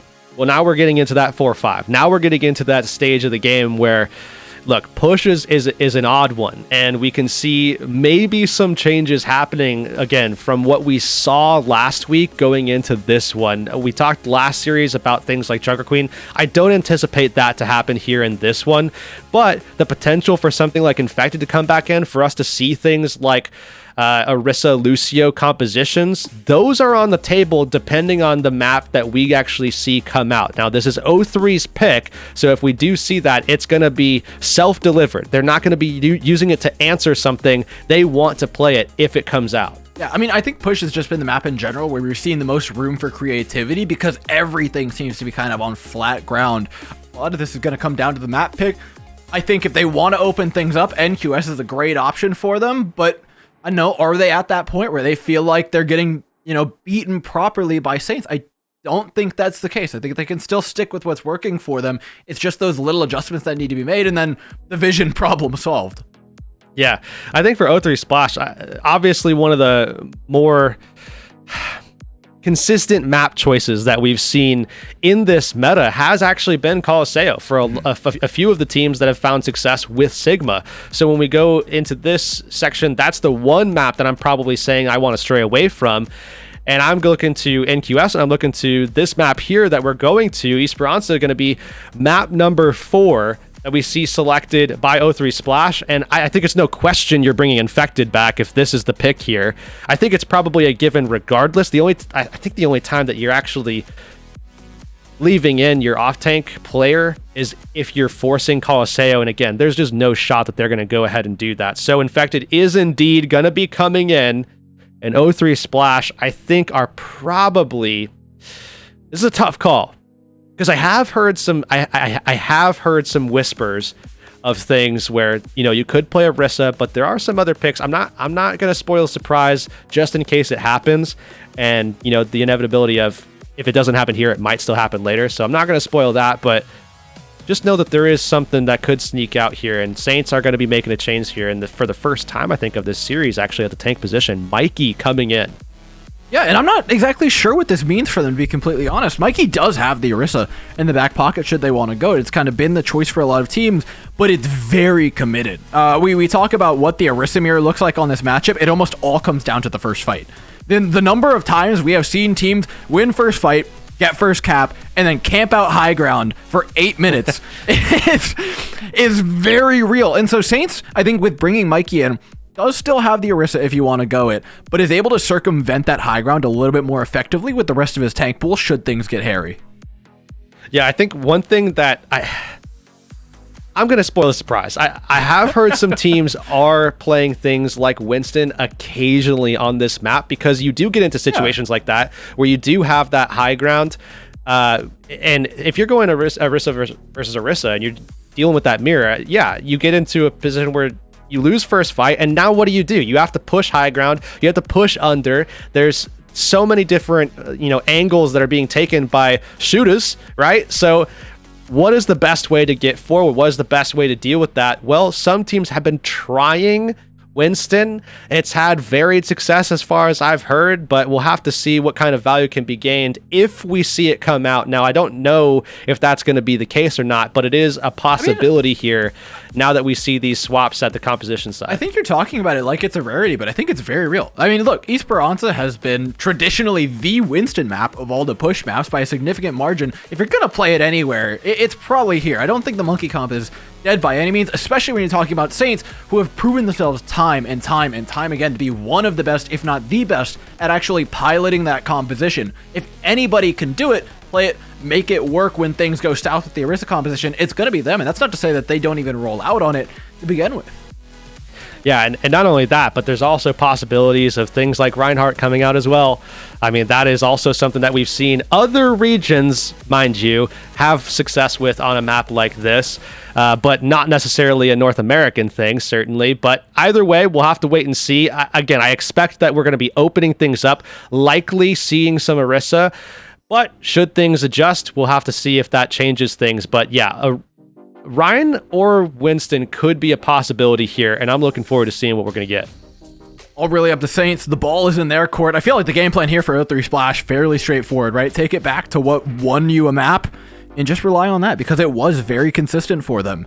I think this map pick might have been an effort to try and force something out of Saints, and Saints' retort seems to be to not allow them to do so. Keeping Mikey in, putting Mikey in, is a significant investment in straying away from what O3 Splash actually wants you to do. So the moment of truth is almost upon us here, and no surprises. I will say, still no surprises with regards to the fact that we are seeing the Lucio as well. We talked about that as another option. That, especially with push maps where you see these constant fights, these clashes happening, Lucios help you to a large degree. Yes, when you're set up, when you're on the high ground, yeah, you'd probably want the Illari instead. But outside of that, the Lucio just provides so much value. We'll see them start out and stick with it as well after these teleports, and Vision actually sticking with the Symmetra here as well. So Saints very much buying into their ability to brawl against Lukewarm, who's probably going to have to take an off angle to get as much value. Well, an aggressive push onto that high ground, trying to use that sim. The beam's not built up quite yet, though, and now you're fighting in through the choke. It's difficult, but O3 Splash have spilled out. Saints have cascaded over this high ground. There is nowhere to go. Aiko's forced off. The position looks great for the team in white as the Genji's forced away, and they have completely ruined the holding position of O3 Splash. Look at Infected. Doesn't really know where to stand to regroup with the team, and eventually it will be Saints beginning this push, looking to shove O3 Splash back as Infected is completely surrounded. I think this one is as tough as it gets of a position just off the initial rollout, but I love the creativity from Saints. I think the big thing here is Infected is just guaranteed to take more damage in this battle because Vision has the ability to just beam through all of the defensive layers that Infected has to bring to the table. So as long as Saints can deal with Lukewarm's flanks, they should be in a good spot. Yeah, and that's exactly what they did too. Yeah, the longer it goes, the better it gets for that sim. Building up the beam, like you said, becoming that threat to Infected. Because you aren't initially, right? There's a very real 5 to 10 seconds where you are a loser in the fight if you lose one player, if you miss the opportunity. But after that, once you get cooking, well, Infected starts getting cooking. I don't know exactly what you want for your main tank. Pushing out now into the Amplification Matrix. Saints respond in turn with a barrage of ultimates, using the Photon Barrier as well, and making sure to completely shut out the likes of O3 Splash. I love the willingness to just commit those two ultimates as well. It's relatively cheap, it's a quick fight win, and like we talked about with these mirrored compositions, the number one thing is that you get that first cap. Yeah, they're getting so dangerously close to it here as well. O3 Splash do have some tools, some utility to make sure that they can break that high ground hold. I mean, obviously Blade, Sound Barrier, those are going to be options for them flanking from Lukewarm, especially once he gets Visor. Those are all great tools to have, but they're not going to be in a position where they can actually get those and get value out of them right now, especially with Lukewarm just getting obliterated on his flank. I mean, yeah, you have to contest the points as a struggle, as much as, yes, the point hasn't been capped yet. High ground still belongs to Saints. That is the rule of thumb here. even, yeah, you get another fight into it, but you're fighting into the high ground. And now that the points capped and the spawns moved, they're going to be fighting into high ground for the rest of the map, Hirix. Yeah, more than likely. Unless they find a way to break it. But that is a tough job. When you're backed up like this, you just have to get into that position. And you can see as well, the Symmetra just provides another wrinkle, another thing you have to get through. Waits out the deflect, continues to cascade forward. Neutral down next. Saints knew the advantage they had coming into this. Pop the blade, capitalize big time. Sam goes down, but I mean, you are more than happy with this if you're Saints. I guess the benefit here for O3 Splash is Saints are doing so well that they're at least not going to be on the high ground for the time being. Mikey's going to press forward. They're not going to. Mikey's just going to leave and then go to the high ground, and now you have to find the high ground. Like this, it's a very straightforward game plan for the defenders. You have no intention of finishing or pushing the entirety of the map. If you manage to, it's like, that's great, you know? Congratulations, but the game plan is this. Is holding here, is playing for this high ground. Lukewarm has flanked so far, I think he's ended up behind his own team. he flanked his own team. He did a 360 and walked away, man. Bit of an interesting position for the soldier, but now they continue to fight upwards into tree. They get the first one. That is massive, but Vega and Vision have turned it around, and the initial forward stab by O3 Splash is countered. They've got follow-up yet, though, in neutral, who is phenomenal for them in map 1, has come back for a beautiful set of 3 or 4 to turn this one around now in map number 4. And now as well, they also reset that spawn point. So Saints, while they got, I think, 4 off a short spawn, they're still going to have to wait a little bit of time here to be able to taxi forward their tank of all players. Wow. Vision's down as well. So guess what? The tides have turned. The coin is flipped. Now it's going to be O3 Splash playing from that commanding position. I guess the good news for Saints is, though, that O3 Splash have to push beyond that barrier of that first objective. It's a necessity in order to match the 81 meters. But beyond that, O3 Splash, they're in the driver's seat now. Not necessarily in terms of ultimates, it's the problem. If they go in here, the Photon Berry is available for Saints. Vision pops the ultimate. Look at this disengage from O3 Splash. That is what I call lickety-split.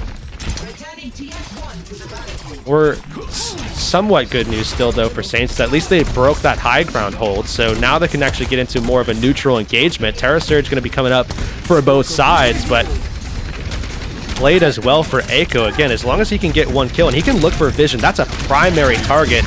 Let's see if that sound barrier comes up from Vega in time to save him.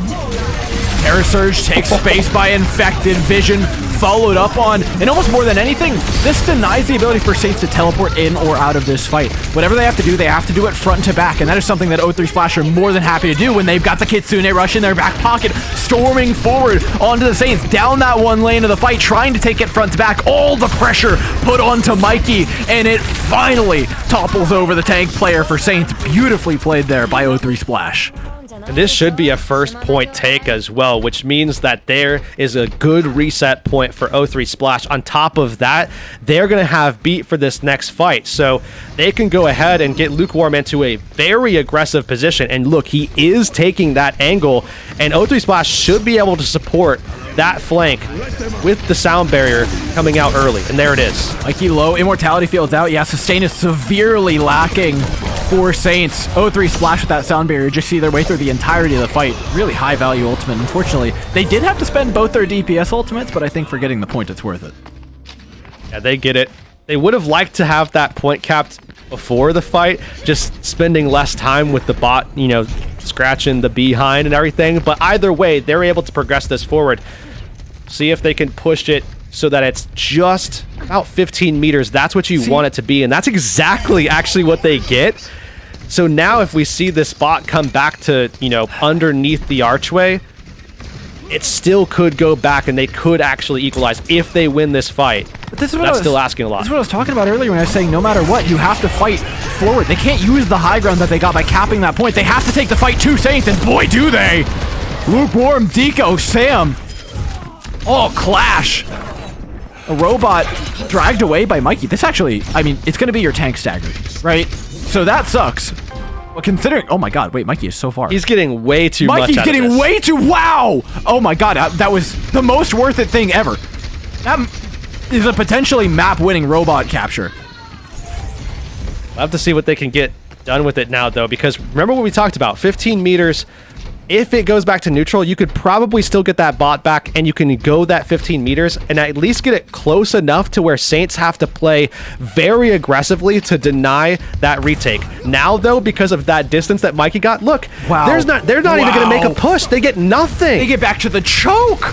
Saints now can really set things up, especially with Terra Surge coming up for Mikey. If they try to push through this when Terra Surge comes up, it is not going to be a whole lot of fun, especially for Deco, who eats the initial brunt of the pressure. Saints actually don't need to push this too much further either. You can just kind of sit back, let your DPS find the kills. Infected will die because there's nowhere to disengage to.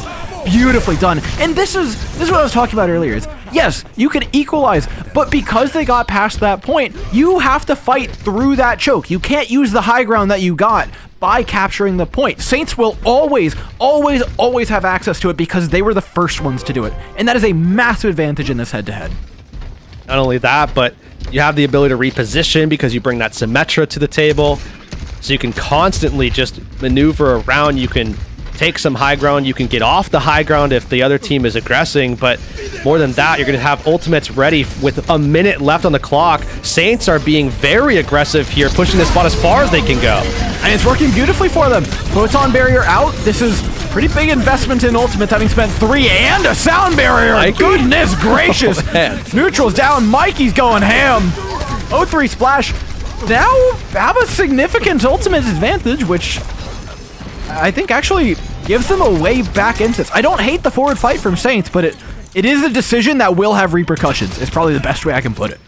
I think the damage dealt by it, though, it's not insignificant. Fine. No, yeah.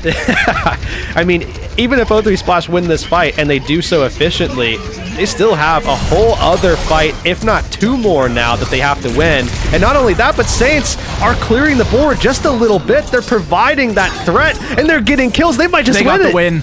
They got the win. 0-3 splash. I mean, look, understandably, you don't want to invest the sound barrier there. There's no way you win if you invest all 3 of the ultimates that you had an advantage in. But what a punch back from Saints with the blade from Sam as well to cap it all off. This is almost definitely a map win, which puts Saints in the driver's seat for the series. Just like that, overtime is going to tick down. Saints finish the job. They drew on map 2, but since then, it has been all Saints all the way, 2 in a row. And they are not just back in this series, but they're leading it. And they played the map phenomenally. I think that was the exact game plan Saints wanted. If they lose, Winston swaps right there. If they win, played it out like they were meant to. Perfect. Could not ask for anything better. They utilized the high ground when they were pushing. When they were on the defense, they utilized the choke point past initial point A. That is the only thing you could ask for from this Orisa versus Orisa matchup. And 0-3 Splash didn't have the same retort. You talked about the preparation from Saints, subbing Mikey in, leaving that option open. 0-3 Splash never really even thought about that decision. Still just kept trying to kind of ram their heads into it, and it felt close at times, but again, the map advantage was just always Saints' way after that first fight. Yeah, I think the other thing, too, is that Mikey is going to be, if you're looking for even just Orisa all the way through, Mikey is an incredible Orisa player, one that Saints absolutely have the ability to rely on. I think for their money, Mikey is probably the one that they're going to depend on more often than not when it comes to, okay, we want to play Orisa through and through as well, on top of course, having the ability to kind of swap over to something that they may need to be able to break those holds if you can't do it with something like a Diva that obviously False could provide. So I like this swap.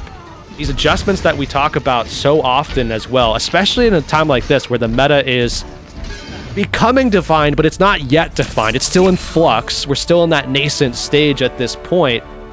But these adjustments matter so much. And it seems like Saints are making all the right ones. Yeah, they're really dialing themselves in. It's not a solved meta by any means, like you said, but they are refining it, and that is for certain. 0-3 Splash now have a lot of weight on their shoulders after what felt like a really incredible map 1 from 0-3 Splash. It felt like they had Saints completely confounded. The series is now flipped on its head after a draw and 2 commanding Saints wins. Map number 5 is coming up in just a bit.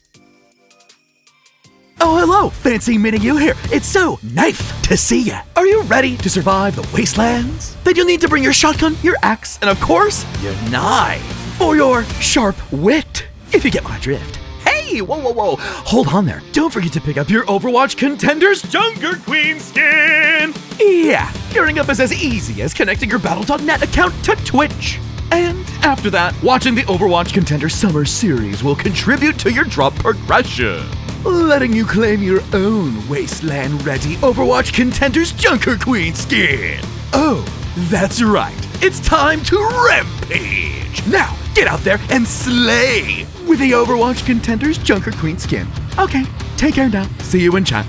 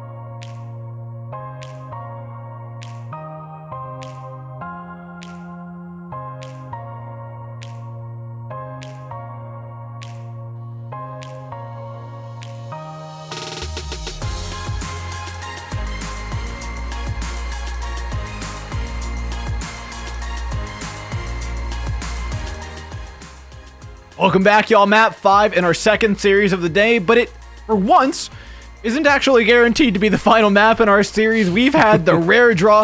I feel like that's kind of the cherry on top now. We've had, I think the stat actually still is, more map 5s than any other number of maps, being 3 or 4. And now we're about to have a map 6 thrown into the pool, potentially, if O3 Splash can win their map pick of Oasis. Look, they won on Ilios, so there's a very real possibility. Ilios was a long time ago, is my only word.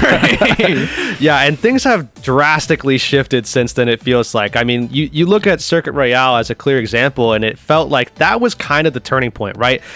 I mean, we saw them struggling, at least at the very beginning. Things seemed back and forth. I mean, it was a 50-50. We saw, obviously, the 50-50 on the draw. Felt that way at the start of Circuit Royale. And then eventually, Saints started to take over. By the end of Circuit Royale, Saints were kind of commanding. Then we get into the next map, and boy, did they not stop what they started at the end there of Circuit Royale. I think the big thing here is for O3 Splash, they got to put on the brakes. They got to find some way to apply some brakes to the Saints train that is rolling all over them full steam ahead at this point. But this is a good place for them to go ahead and attempt that at the very least here on Oasis. And we see Mikey and Infected both in yet again. No changes being made to either roster going into this map, so I think the expectation here is set. We know that we're going to be seeing some of those Orisa rushes more than likely. Maybe we do see, at least for some time on one of the sub maps here, Tree could pull out the Olari, but outside of that, likely going to be seeing Lucios. So now it shifts to kind of what do we expect to actually hold through from map number 1, right? Because Ilios is very different than the other maps in Control in terms of its architecture. And basically none of the other Control maps offer up a similar advantage. Oasis is about as close as you can get for O3 Splash and trying to replicate that, but it's not going to be as easy as, you know, defending Deco or relying on Lukewarm in certain situations. A lot of what they've done in previous maps is going to come back here, and they still need to adapt the Saints in that regard, as the last few maps haven't necessarily gone the greatest for them. High ground control initially is ceded away to the team in green. Deco and Lukewarm now need to utilize it, monitor those side lanes, disrupt their shot, stops any push from the high ground, teleport into the back line, separates away the likes of Neutral, who's definitely not getting out of this one anytime soon. Immortality Field out, is actually kind of getting out of this one sometime soon, but it does manage to trade 2 for 1. Neutral makes it so worthwhile. Great peel by O3 Splash. Those teleporters have been giving them such trouble in the past couple maps, and they perfectly dealt with that one. Yeah, it's such a difficulty as well dealing with it because it immediately requires a reaction, and it requires the exact right reaction. O3 Splash managed to do it, went 1 for 1, but that's going to have to continue as Saints are going to be able to teleport into these engages every single time. 2 for 2. They even stop it before it even comes out. O3 Splash backed off. It might not be a significant amount of ultimate charge, but it is some percentage up on the board that I think O3 Splash are very happy with. 3 Splash just gonna head it. I mean, you have to appreciate the value Echo is getting right now, applying that pressure, getting close to that blade as well. The speed at which he's getting it too is a huge threat for Saints. I mean, the speed at which everyone's getting their ultimates. O3 Splash are significantly ahead in every single regard. If this fight goes another 10, 15 seconds, it is going to be over for Saints, and very quickly. Tree has an Amplification Matrix if they wanted to use it early, but with Vega down, I'm not sure I'd ever want to invest in this fight. Echo dashing out. Now as the Blade, there's the trump card you talked about, just barely makes it through the Amplification Matrix. Immortality Field is forced out, and everybody's half HP. Infected's there for the alley-oop.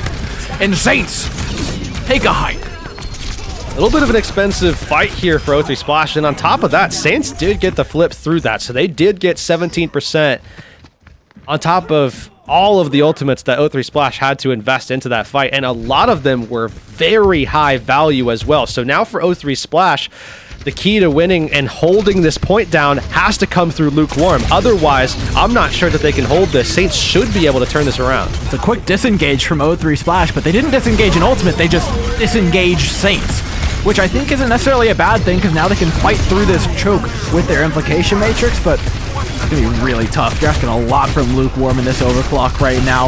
I think they're just trying to put the percentage up on the board as long as they can. Get a few more points. Mikey's got a little bit of pressure put on him, but it shouldn't be too much.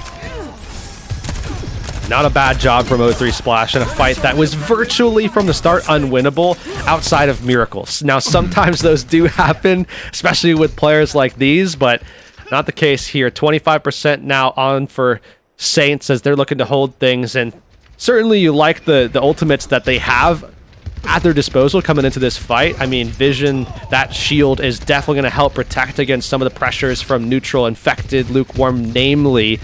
Deco and Echo should be able to get around it no problem, though, but that Blade as well, so impactful, at least has the potential to be. Blade out, Lukewarm down. It's a 1-ult fight, and it just gets better. Everything's gravy here for Saints right now. Yeah, very, very quick fight, very easy fight as well. That's what Saints need in moments like these, where they can be efficient. They don't have to overextend, you know, the usage, the economy. 61% now in their favor. They're at least going to be able to equalize here at bare minimum, but on top of that, it feels like they have a shot to actually hold this out for this fight, and it could very well be the last one. Could have been the last one in the other direction too, had Saints not stolen the point earlier. At 17%, O3 Splash kind of wish they had it right now. Might win in the sub map, actually. Neutral stepping forward with the rest of the team. Those ultimates are coming up, but that's only in time. With on barrier out. Air Surge looks good, catches out the health bar of Tree. It's Vision that all the focus is put on, though. Shutting down the Symmetra early in the fight before that beam can get online. It's a quick win for O3 Splash, but they spent everything on it. That's pretty expensive, but they still have options. Yeah, they still have options. There's layers to this, man. There's layers. There's some big ones at that. Amp Matrix should really help lock down at least one angle, but on top of that, they can send a barrage through Echo and Lukewarm. Saints have to get in, have to get something out of their own Amp Matrix, and I don't think they can. Late in, Echo is zoning everybody away from that Amp Matrix, infected with the follow-up as well. Now it's just about regrouping on point, catching out the remaining members of Saints in your net as they enter in towards your point. Lukewarm down, it's an okay trade for Saints, but certainly not enough to win this one over. 0-3 Splash, pick it up. And honestly, after the way things started, it feels rightful. Saints did a good job with the ultimate economy that they got towards the middle there, but 0-3 Splash did leave themselves in a situation where one fight was always going to be enough. So now 0-3 Splash get a lead. I think they needed that for sure. Now they have at least 2 more shots here as Lukewarm was cleaning things up on the Sojourn. And this is something that I think we just haven't seen as much of from Lukewarm this season. I mean, there's been a couple of opportunities, but certainly not like we saw last season where he was just eating teams alive, working that flank on the Sojourn, and just absolutely massacring enemy teams. Might be the thing that actually sees 0-3 Splash through this map and maybe gets us into a map number 6, though. 0-3 Splash rolling out towards the high ground. They know just how much rides on this map for them as well. If they lose this, that's everything. Mikey rolling out on the Winston, though. A composition you teased earlier. It's worked out really well for them. I don't think 0-3 Splash expected to be contested so early on into their rotation. Just like that aggression actually lends them a neutral fight win.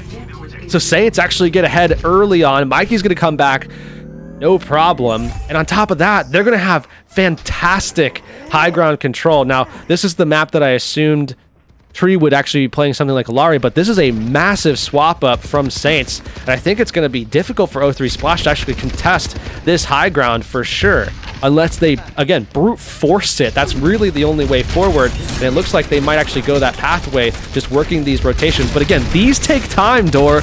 I love this pick for the map, though. Not only does it control the high ground, but think about what this Riskcomp kind of struggles with. One, pushing into places aggressively, right? Pushing into high grounds. 2 is actually killing teams efficiently at a significant rate. There's a very real world where 0-3 Splash win fights and just get staggered out for 20, 30, 40% by Saints. This could be very problematic, especially with another fight win on the board for Saints, who just outplayed 0-3 Splash, took the cooldowns, and eventually went for the big dive. Now on top of that, because these fights are just going so very much in favor of Saints, you look at the economy, especially as Echo goes resets and takes out the Sombra to try to help against this dive, or at least apply some pressure, maybe onto someone like Tree, who's, again, playing off role, might be able to find something there, or at least apply more pressure to Mikey. I mean, they just have a commanding lead, and it's going to be difficult for 0-3 Splash here. 70%. Now it could be the last fight here. Yeah, this feels like too little too late for 0-3 Splash. You don't even have a sound barrier up. You don't even have a sound barrier up, not a Terra Surge, Blades coming out, Kitsune Rush, and look, you're not even standing in your Kitsune Rush now. Isn't that sad? Dash in for Sam, finishes off Deco. Sound barrier isn't going to come up in this map, it feels like. Infected, forced away. Their health bar is going to get farmed. Neutral, kind of playing a little two-man squad nano boost just to keep vision up, right? Because yes, you've got that many ultimates to spare. 95 on the point. Infected is down. Saints have absolutely turned things around here on the control map. This is the last chance now for 0-3 Splash, and you have to imagine the emotional roller coaster it's just been. Playing on Gardens, dominating there, finding the control you needed, going on to City Center, only to catch the sucker punch of all time there. A stark 100-0, no overtime. How do you come back from that? How do you bounce back with the tournament on the line for 0-3 Splash? Well, think about the journey from a much more macro zoomed out perspective. You come into Spring Series, this is a team that surprised everyone. They got third place. What a role they went on. Group stage top. They finished 9-2. They were at the top.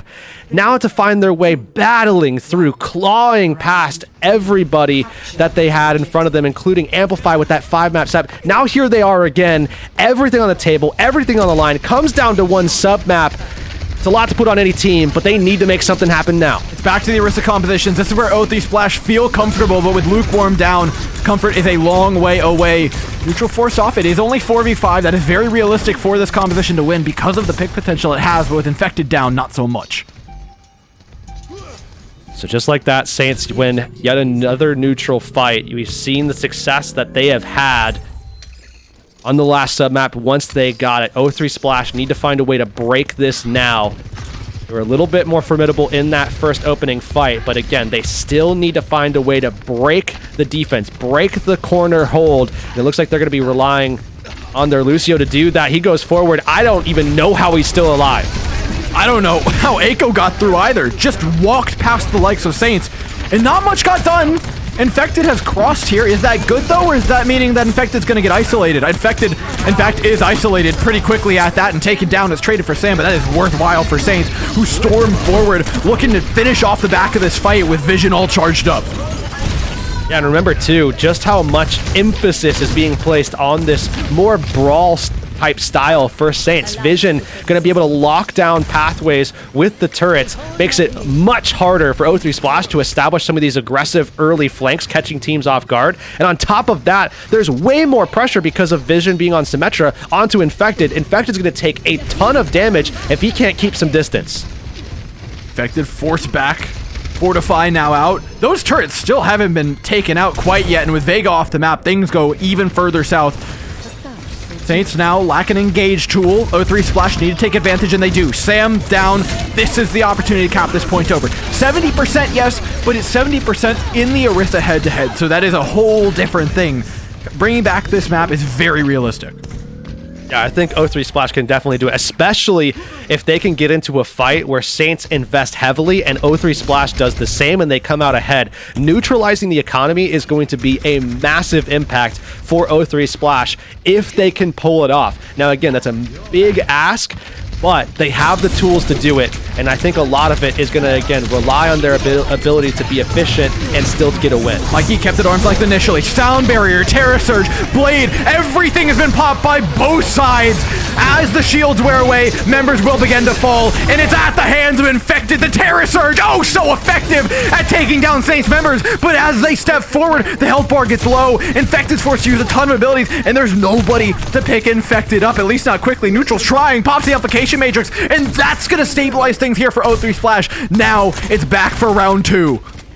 Not the way that I think O3 Splash wanted it after that mid-fight. Now Neutral's getting pushed, and Mikey's gonna kill him. Lukewarm down, round 2, before the bell's even rung. Saints have dealt the first blow, taking down the entirety of O3 Splash. 56% crests over now as Saints take things into the final fight. I think the concern here for Saints, though, is that while they're in control, they're going to have to wait for Mikey to make the swap, and I don't even know that they have Lucio. Okay, Vega does make it back to Taxi, but this is opportunity for O3 Splash to at least progress towards the archway. They actually get Echo in on the Sombra, so they're going to rely on this hack to get them through the choke where they can make a play. Hack onto Sam doesn't do too much of anything. Vision, though, is the one caught out. O3 Splash, run right back in. Overclock on a team that is piled into a corner. Could not be a better situation. The health bar of Mikey is practically on the floor, but they are not.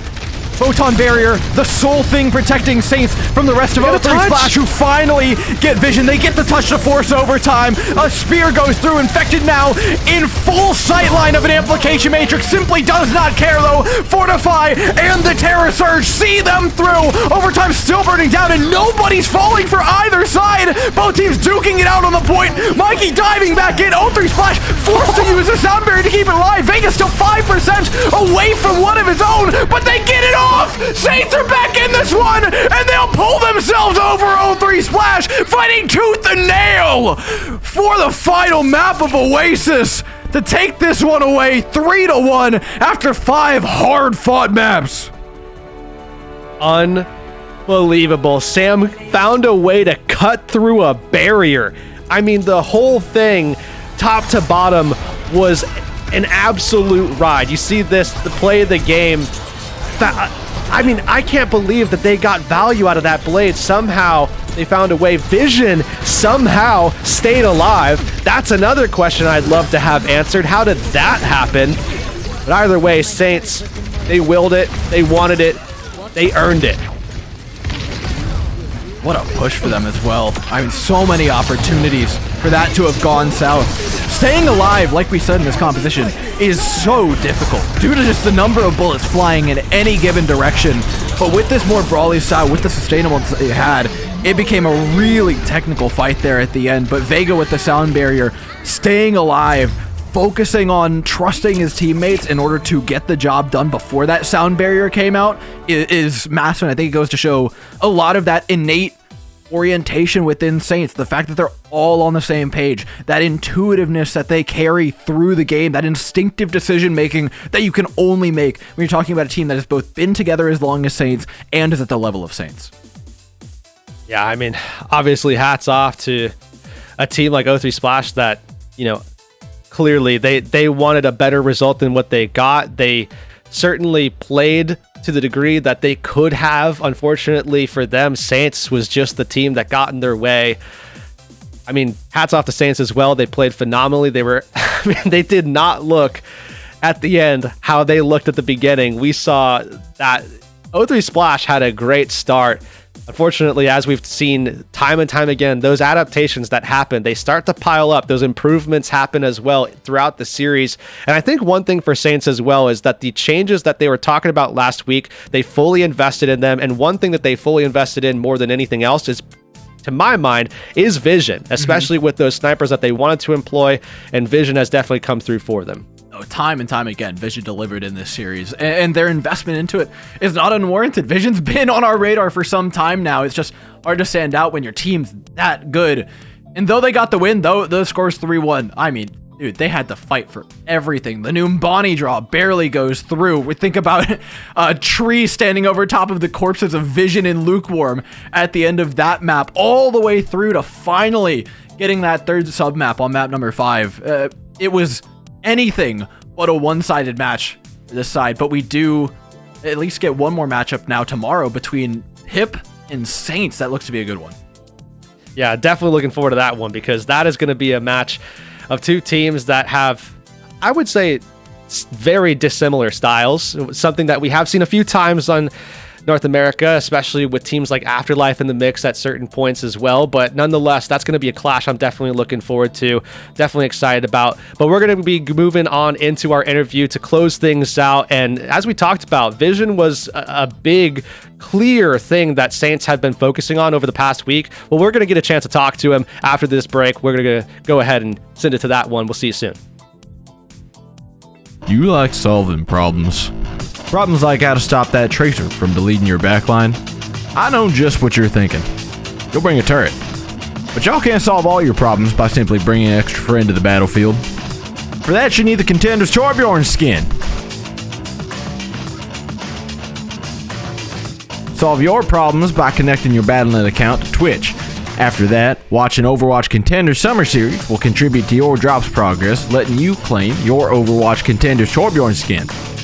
Even your turret gets an upgrade.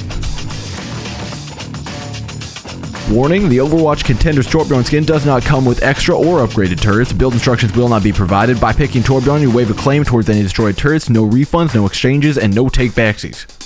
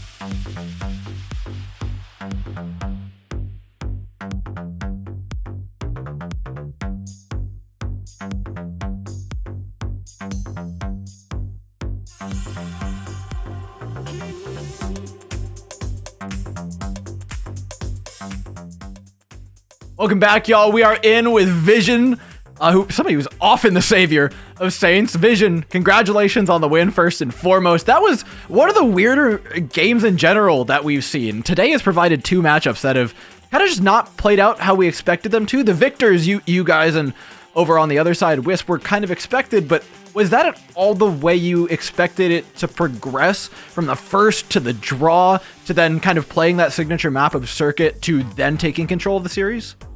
Nah, that is not at all what I expected, to be honest. I thought it would just be a clean 3-0, no problems, life is good.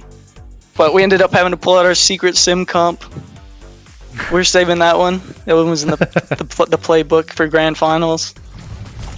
Well, the secret's definitely out, and the secret I think is out on you. Obviously, it's been out on you for a while, but more especially, I think, in this meta, we're seeing a lot more of you now. Something that we heard, I think from Tree, if I'm not mistaken, last week, was that there was definitely an indication from you guys as a team that you like to play the snipers a little bit more in this meta than you realized going into last week. Obviously, we saw you, I think, every single map today, all 5 of them. Is that kind of the focus, I think, for you guys moving forward, that there's probably going to be a lot more vision ahead of us? I mean, I can't talk too much about strategy and players and stuff, because we still got 2 matches left. But, I think I'll be playing a tad more than I did earlier in the tournament, just a tad. I mean, it's not just the snipers either, especially with the Symmetra secret, not so secret, being out now, and you playing that. It seems like the playtime's kind of inevitable, but I do want to ask, what's that role like? Obviously, your role shifts a lot when you're going from playing snipers to a more opportunistic role like a Symmetra, where you're having to do a lot more of the calming and recognizing flow of the fight. It's really different. On Zombie used to kind of just like not talking much and just aiming, and then I go to Sim and I'm just like trying to hard calm. Wait, so how'd you end up being the Sim player? Yeah, wait, this is making no sense. How like a bajillion? No sense being made. No, whoa, that's disrespectful. I've been playing Sim since Dice Gaming 2 years ago. All right, I learned from the best. All right, me and my boy Gig go way back. We're not concerned with your mechanics. We know full well. We saw it through the entire series. We've seen it for over a year now. The mechanics are not a concern, man. We know you can play Sim. The problem is that we know that when you're playing at your best, comms are probably muted. You're not talking. No one hears from you, but you're just clicking heads. That's not necessarily Sim's, MO. That's not necessarily what people are doing on Symmetra. How did you fall into that? I'm an adaptable player. What can I say? I've been playing Sim. Dude, we played Ryan Brawl with Gig. Like, I've been playing with Gig for what? I played with Gig for like 1.5 years. Like, he's a Reinhardt one trick at heart. So I had to get good at Sim. That's just how it is. And shifting from map to map, is that an issue for you at all? Like going back and forth between them, or does it feel pretty comfortable switching between these competitions? Because I mean, the playstyle differences that we saw from you guys were really, really immense, but a lot of it was anchored by having some really consistent hit scan stuff to fall back on.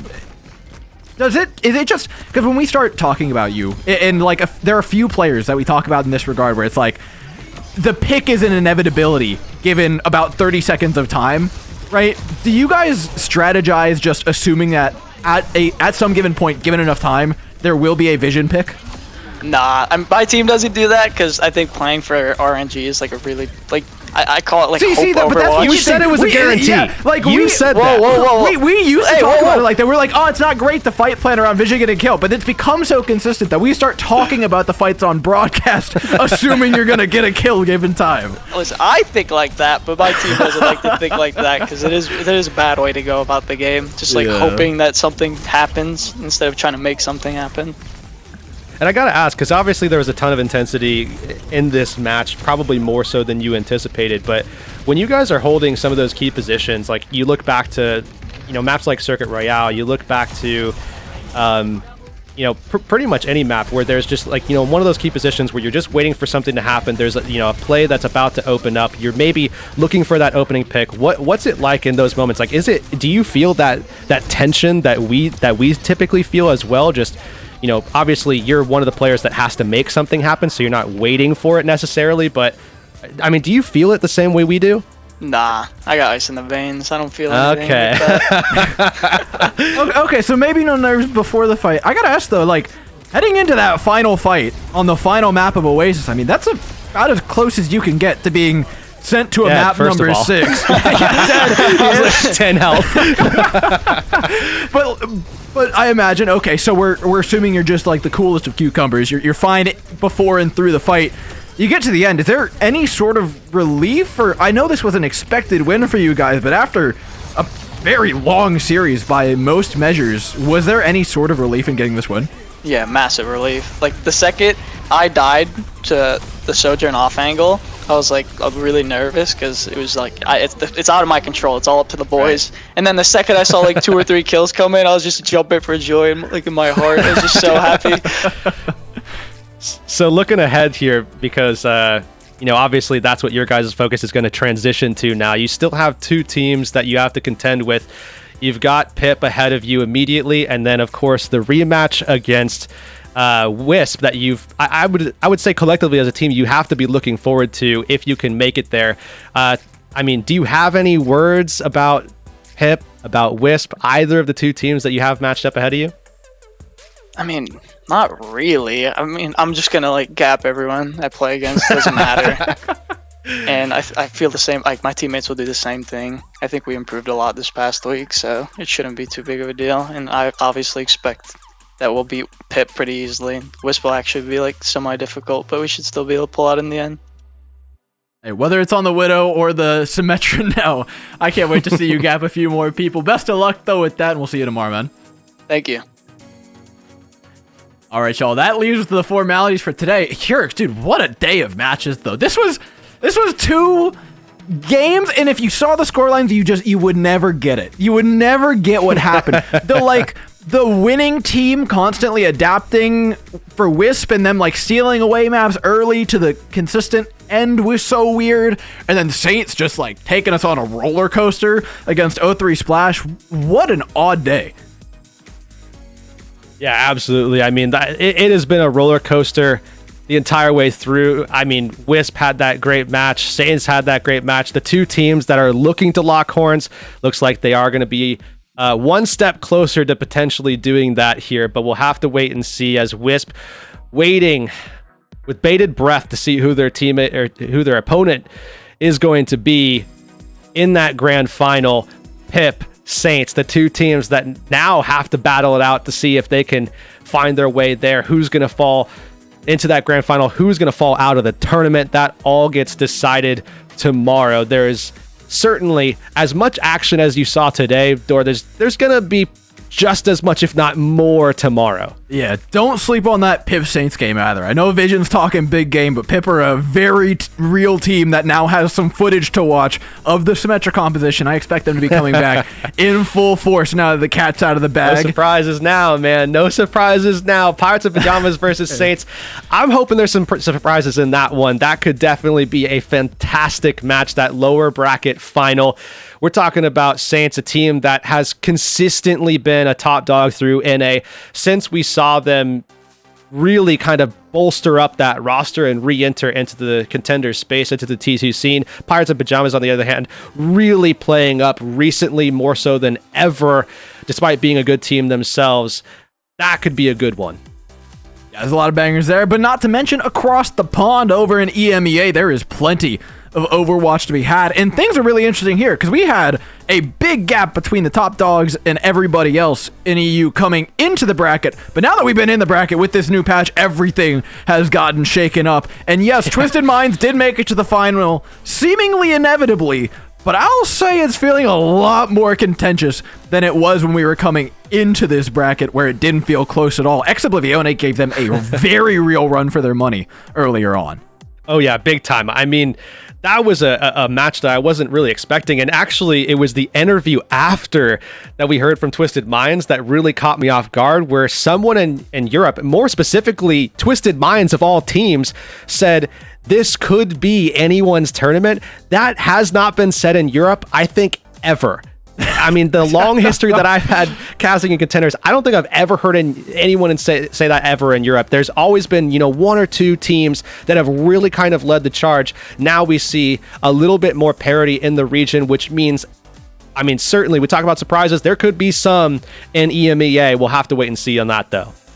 Yeah, and that's not to mention that the Overwatch doesn't just end with Contenders. We've got more for you. Don't forget to sign yourself up for Overwatch Collegiate Homecoming before this Friday at midnight Pacific. Players are going to be getting icons and sprays for their participation. I can tell you, it is so worthwhile. I played in it throughout college, had an incredible time, learned a lot, got myself into this, and I cannot speak highly enough of that experience. So if you've got the opportunity, if you've got a school team, check them out, join them, sign them up. Yeah, definitely looking forward to that too, because we always get the opportunity to take a look at some of those teams, and it'd be great to be able to see some of you guys out there. If you're happening to be in college right now and you have a team, or you could put a team together and be part of a team that already exists, I mean, definitely want to be a part of that. A lot of cool stuff going on with the collegiate scene right now. Yeah, and before you watch Collegiate, we've got one more reason for you guys to watch tomorrow, because the Mercy skin, that's right, what everyone's actually here for, is about to come around. So make sure you stay subscribed, hit the follow button, do whatever you need to do, and we'll see you then. Are you tired of your teammates holding you back from greatness? Ready to seize the initiative, hit shift, and super jump up the ranks? Or become the envy of support players on every map, game, and round? Well, get ready to take flight with the brand new Overwatch Contenders Mercy skin. Each Mercy skin comes with a brand new, hand-painted, handcrafted, free-range, organic, non-GMO, and side effect-free Valkyrie battlesuit, so you can be in style as you beam up your team. And when your Caduceus stuff isn't enough, there's always the Caduceus Blaster! In order to earn your wings, connect your Battle.net account to Twitch and tune in during the Overwatch Contenders Finals on August 29th and 30th to claim your exclusive Contenders Mercy skin. So, what are you waiting for? Suit up and join the fight in your Overwatch Contenders Mercy skin!